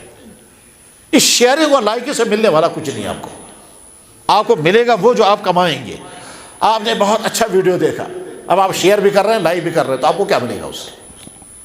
بلکہ میں ایک قدم اور آگے بڑھ کر کے میں یہ کہوں گا کہ کہیں دنیا میں کوئی ورلڈ کپ چل رہا ہے، ٹھیک ہے، بہت سارے بڑے شوق کے ساتھ دیکھ رہے ہیں، شوق کو سائڈ پر رکھ کر کے اپنی عقل سے غور کریں ذرا۔ آپ نے پورا ورلڈ کپ بڑے مزے کے ساتھ دیکھا، اور کسی دن بہت خوش ہو رہے ہیں، کسی دن بہت پریشان ہو رہے ہیں، آخر میں جب وہ ورلڈ کپ ختم ہو جائے گا سارے میڈل لے کر کے جائیں گے، آپ ہاتھ مل کر بیٹھے گھر میں، کیا ملا آپ کو یہ سب دیکھ کر کے؟ جس پر آپ واہ واہ کر رہے تھے وہ آپ کا واہ واہ کی چیز نہیں تھی، اور جس پر آپ آہیں بھر رہے تھے وہ آپ کی آہوں کی چیز نہیں تھی، یہ خواہ چلتے رہے۔ اللہ قرآن کریم میں اللہ تعالیٰ فرماتے ہیں جب ایمان نہیں ہوگا یا ایمان کمزور ہوگا تو بے فائدہ کاموں میں تم کو مزہ آئے گا، جس کا فائدہ کچھ نہیں اور مزہ آ رہا ہے، ذرا آپ کیا بتائیں ورلڈ کپ ہو رہا ہے اور ذرا پتہ نہیں کیا، بے فائدہ۔ اسی طرح سے آپ رات کو 4-4 گھنٹے تک چیٹنگیں کرتے رہیں گے، 4-4 گھنٹے تک پبجیاں کھیلتے رہیں گے، اس کھیلنے کے بعد آپ کو نفع ہونے والا کچھ نہیں ہے۔ تو اپنی عقل کو استعمال کریں، اور عقل کو استعمال کر کے دیکھیں، اپنے ٹائم کو برباد نہیں کرنا ہے۔ انسان کی زندگی کا ایک ایک سیکنڈ بہت زیادہ قیمتی ہے، تو اپنی بلکہ سچ پوچھیں یہ موبائل تو ہاتھ میں لینا ہی نہیں چاہیے۔ ہاں اگر صرف ضرورت کے حد تک اس کا استعمال کریں، اور ضرورت کے علاوہ جتنی چیزیں ہیں، کچھ چیزیں تو حرام ہیں اور کچھ چیزیں بے فائدہ ہیں، بے فائدہ۔ مجھے ایک صاحب ایک دفعہ ملے، وہ بڑے افسر، اب تو ریٹائر ہو گئے ہیں، کہنے لگے میں آپ کو بڑی یونیک ویڈیوز دکھاؤں گا۔ میں نے کہا جناب وہ یونیک ویڈیوز دیکھنے کے بعد پھر کیا کرنا ہے؟ کہنے لگا آپ تعجب کریں گے؟ میں نے کہا میں ابھی سے تعجب کرتا ہوں، آگے بتائیں کیا کرنا۔ کہنے لگا آپ کو عجیب؟ میں نے کہا عجیب تو ساری کائنات ہے، عجیب میں خود ہوں، میری ہر جسم کی ہر چیز عجیب ہے، میں روز عجیب عجیب چیزیں دیکھتا ہوں۔ میں دیکھتا ہوں انڈے میں سے چوزا نکلا، عجیب ہے، گائے کے پیٹ میں سے بچڑا ہے، عجیب ہے، زمین خشک ہو گئی پھر سرسبز شاداب ہو گئی، عجیب ہے۔ تو عجائبات تو دنیا میں روز ہو رہے ہیں، یہ سورج نکل رہا، یہ عجیب ہے۔ میں نے کہا یہ تو ظاہر کی عجیب ہیں، اور اگر میں گہری عجیب چیزیں آپ دکھاؤں گا آپ کا دماغ گھومنے لگے گا۔ کیا عجیب باتیں میں بتاتا ہوں؟ میرے منہ میں پانی پیدا ہونا عجیب ہے، اس کے لیے سسٹم اللہ نے رکھا ہے۔ میرے خون کے اندر جتنے آئٹمز ہیں ان کا پیدا ہونا عجیب ہے۔ مرد کے اندر سیمن کا پیدا ہونا عجیب ہے، لیڈی کے اندر ایگ کا پیدا ہونا اور چھاتی میں دودھ کا پیدا ہونا عجیب ہے۔ دنیا میں بچہ آتا ہے اور بچہ آنے کے بعد تو دودھ چوسنے لگتا ہے، عجیب ہے، اس کو کون سکھاتا ہے؟ بچہ دنیا میں آیا، اس کو کون سکھا رہا ہے کہ جو ہی بچہ اس کو ماں کے فوراً چوسنے لگتا ہے؟ پہاڑ پر گائے کو بچہ ہوا، وہاں کوئی عورت ہے ہی نہیں، آپ کو پتا چلا آپ نے گائے بھیجی تھی وہاں پہاڑ پر چرنے کے لیے، آپ کا اندازہ تھا اگلے مہینے میں بچہ ہوگا، آپ کی کیلکولیشن غلط تھی، وہ پہلے ہی بچہ ہو گیا، آپ کو 3 دن بعد پتا چلا سکائی چوک تیشو گا پیامو سے پہاڑ پٹن تو کی تھا یارا تیری گاں تو سوئی ہے۔ پہنچ گئے تو وہاں دیکھنے کے لیے، تو وہاں جب آپ جا کر دیکھیں گے تو بچڑا گائے کا دودھ پی رہا ہوگا، بتا تب اس کا بھیجنا ہوگی، یہ عجیب نہیں ہے؟ کائنات کی ایک ایک چیز عجیب ہے۔ تو عجائبات دیکھ کر کے اگر اللہ کی عظمت دل میں آئے تو ہے فائدہ، ورنہ واہ واہ واہ واہ کرتے رہیں گے اس کا آتا ہے۔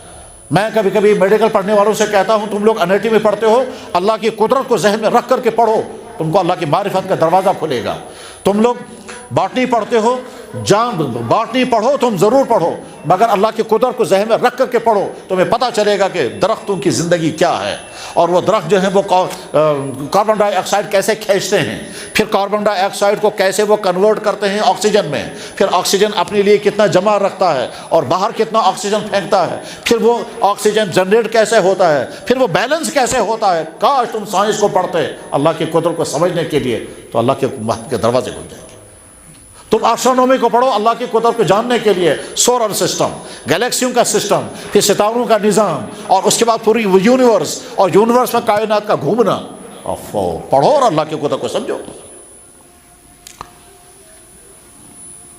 تو اپنے کیریکٹر کو بچائیں، لڑکے ہوں یا لڑکیاں، اور تمام برائیوں سے بچا کر، تو ڈرگز سے، افیئرز سے، فضول خرچی سے، موبائل کی غلط یوزنگ سے، ناجائز تعلقات جوڑنے سے، چیٹنگ کرنے سے، ان تمام چیزوں سے اپنے آپ کو بچائیں۔ اور یہ سب کچھ تبھی ہوگا جب آپ کے اندر اللہ کے ساتھ تعلق مضبوط ہوگا، اور اللہ کے ساتھ تعلق مضبوط ہوگا تب جب بار بار کہیں گے یا اللہ آپ نے مجھے جو کچھ عطا کیا میں شکر ادا کرتا ہوں، اور میں نے جتنی غلطیاں کی میں توبہ کرتا ہوں، میں آپ سے وعدہ کرتا ہوں جو چیزیں آپ نے منع کی ہے میں نہیں کروں گا، اور اگر مجھ سے ہو جائیں گے میں آپ سے معافی مانگوں گا۔ پھر کہیں یا اللہ فلانی چیز غلطی ہے مجھ سے ہو گئی، میں معافی چاہتا ہوں، آئندہ نہیں کروں گا۔ پھر غلطی ہو رہی پھر کہو یا اللہ پھر مجھ سے غلطی ہو گئی، یا اللہ پھر مجھ سے غلطی ہو گئی۔ نوجوان لڑکے اچھی طرح سے سنیں، کبھی کبھی مجھ سے کہتے رہتے ہیں جی فلاں گناہ توبہ کی پھر ہو رہا ہے، جی فلاں گناہ توبہ کی پھر ہو رہا ہے، تو ہم جواب میں پھر توبہ کرتے رہو، پھر تو اور کوئی راستہ نہیں ہے، توبہ کرتے رہو، معافتے رہو، اور علماء کے ساتھ مربوط رہیں، مدرسوں سے مربوط رہیں، تبلیغ میں نکلیں، اس کے ذریعے سے آپ کی ایمان کے اندر مضبوطی آئے گی، اور مضبوطی جب آئے گی تو اس کے بعد پھر آپ کو گناہوں سے بچنا بہت آسان ہوگا، گناہوں سے بچنا آپ کے لیے بہت آسان ہوگا۔ ورنہ میرے بھائی گناہوں کا ماحول جب پھیل جاتا ہے اس کے بعد پھر گناہوں کی نفرت ذہنوں سے نکل جاتی ہے، پھر گناہوں سے بچنا بہت مشکل ہوتا ہے۔ پھر تو بعض دفعہ جناب یہاں تک ہوتا ہے کہ گناہ کو کام کرنے کے لیے بھی لوگ اس کا اسلامائزیشن کرتے ہیں۔ تب ہے کھانا سوچ گیون پچیس سیتی ونا حضرت فاطمہ دس جومت وہ پنوئی اپنا ہی جوڑتے ہیں، اور ہوتا کہیں نہیں ہے۔ حرام کو حلال بنانے اور ناجائز کو جائز بنانے کی عجیب عجیب ترکیبیں ہوتی ہیں۔ بس میں اسی پر بات ختم کرتا ہوں، 2-3 حدیثیں سنا رہا ہوں۔ فرمایا جناب رسول اکرم صلی اللہ علیہ وسلم نے 100 بوڑھوں کے توبہ کرنے پر اللہ کو اتنی خوشی نہیں ہوتی جتنے ایک جوان کے توبہ کرنے پر ہوتی ہے۔ بچہ توبہ کرو نا اس کے اندر۔ فرمایا جناب رسول اکرم صلی اللہ علیہ وسلم نے جوانی پاگل پن ہے، اس کو کنٹرول میں رکھنا۔ الشباب شعبۃ من الجنون، یہ شخص پاگل پن، اور جب یہ پاگل پن آ جاتا ہے پھر آدمی کچھ نہیں سنتا جناب، نہ عزت، نہ اخلاق، نہ ماں باپ، نہ سماج ہے۔ میں شکارون چاہے کیسا گیستن، میں شکارون چاہے کیسا گیستن، میں فلن سے کارون چاہے میں پیتن ظاہر کیوں ہے گھر گیستن ناراض مت میں کیا کرا۔ یہ جوان پاگل پن۔ تیسری حدیث فرمایا جناب رسول اکرم صلی اللہ علیہ وسلم نے لوگوں اس وقت تمہارا کیا بنے گا جب تمہاری عورتیں بے قابو اور تمہارے لڑکے فاسق اور فاجر بن جائیں گے۔ تو حضور نے وارننگ دی ہے۔ اب ہمیں اس وارننگ کو سن کر سمجھنا ہے میں فاسق و فاجر نہیں بنوں گا۔ فاسق و فاجر کا مطلب یہی شراب، ڈرگس، چرس، فیشن، لڑکیوں کا پیچھا، گندی باتیں سوچنا، گندا بولنا، گندا سننا، موبائل دیکھنا، ڈانس، میوزک، چوریاں، فراڈ، سکینڈل، آوارگی، یہ سب فاسق و فاجر، ان سے اپنے آپ کو بچانا۔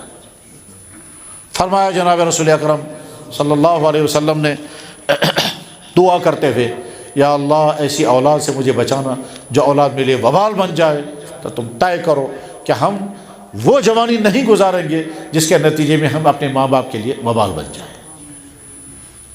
اور آخری حدیث فرمایا جناب رسول اکرم صلی اللہ علیہ وسلم نے قیامت کے دن 7 آدمی عرش کے سائے کے نیچے ہوں گے، ان 7 آدمیوں میں سے دوسرے نمبر پر وہ جوان جس جوان نے تمام گندے کاموں سے اپنی جوانی بچائی ہوگی، وہ قیامت کے دن عرش کے سائے کے نیچے ہوگا۔ گویا آپ کے لیے موقع ہے کہ آپ یہ میڈل جیت سکتے ہیں۔ کون سا میڈل؟ آپ یہ کوالیفائی کر سکتے ہیں، یا اللہ میں اس جوانی میں ہوں، میں اپنے آپ کو داغدار نہیں ہونے دوں گا، تو مجھ سے لڑکے ہوں یا لڑکیاں عہد کر کے اٹھو۔ اور آخری بات یہ ہے کہ انسان کا یہ جسم اللہ کی نعمت بھی ہے، اللہ کا احسان بھی ہے، اللہ کی قدرتوں کی بہترین نشانی بھی ہے، اور آخری بات انسان کا جسم بہت خطرناک ہے، اور خطرناک اس لیے کہ یہ سارا ریکارڈ کر رہا ہے۔ استعمال ہوگا یہ میرے پرپوزل پر، اور ڈیوٹی دیتا ہے یہ خدا کی کہ خدا اللہ تعالیٰ پر جو یہ کرائے گا ریکارڈ کر لینا۔ میرا جسم میرے ہاتھ میں ہے، میری آنکھ میرے کنٹرول میں ہے، میرا یہ ہاتھ میرے ہاتھ کنٹرول میں ہے، ٹھیک ہے، میں جیسے چاہوں اس کو استعمال کر سکتا ہوں، لیکن ساتھ میں اللہ نے فرمایا جہاں یہ تجھے استعمال کرائے گا اس کو ریکارڈ کر لینا۔ قیامت کے دن سارا جسم ریکارڈنگ بولے گا۔ یہ پاؤں بولیں گے میں اس کو لے کر کہاں چلا تھا، یہ میرا ہاتھ بولے گا میں نے اس ہاتھ سے کیا کیا کیا، کس کو تھپڑ مارا، کس کے لیے کس کے خلاف سیکنڈل بنائے، کس کے خلاف غلط رپورٹنگ کی، کہاں میں نے رشوتیں لی، میں نے کس سے ہینڈ شیک کیا، میرا یہ جسم کس سے ٹچ ہوا، میری یہ کھال بولے گی۔ ہم گاڑی میں بیٹھے، دائیں بائیں کوئی فیمیل تھی، کندھے سے کندھا مل گیا، دل میں برے خیالات آ گئے، یہی کندھا قیامت کے دن گواہی دے گا۔ آپ نے کلاس میں کسی کے ساتھ ہینڈ شیک کیا، لڑکا ہے یا لڑکی، ٹھیک، ہاتھ سے مل گیا، لڑکے کو لگا اس کا ہاتھ بہت نرم ہے، لڑکی کو لگا اس کا ہاتھ بہت مضبوط ہے، اور دل میں برے خیالات پیدا ہوئے، یہی ہاتھ قیامت کے دن گواہی دے گا۔ قرآن کریم میں موجود ہے، تمہاری کھال گواہی دے گی، کیسے چھپ سکو گے تم اس سے، یہ تو تمہارے ساتھ ساتھ ہے۔ تو ہر وقت اپنی جسم کے بارے میں ہوتا ہے، بکر نے یہ استعمال اس اندازہ سمجھ کہ یہی میرا جسم قیامت کے دن میرے خلاف گواہی دینے والا بنے۔ اگر ان تمام باتوں میں جس میں کچھ کرنے کی باتیں بھی آئیں اور کچھ بچنے کی باتیں آ گئیں، اگر اللہ تعالیٰ شانہ توفیق دیں اور آپ ارادہ کریں تو انشاءاللہ آپ کی اگلی زندگی بہت کامیاب زندگی بن جائے گی، بشرطے کہ ان اصولوں پر ایمان، اخلاق، کردار، گندے کاموں سے اپنی حفاظت اور کیریکٹر کو صحیح سے صحیح رکھنا۔ اللہ کرے یہ باتیں میرے لیے بھی اور میرے اپنے تمام عزیزوں کے لیے اور آپ تمام سننے والے لڑکوں کے لیے مفید سے مفید تر ہوں۔ وآخر دعوانا ان الحمد للہ رب العالمین برحمتک یا ارحم الراحمین۔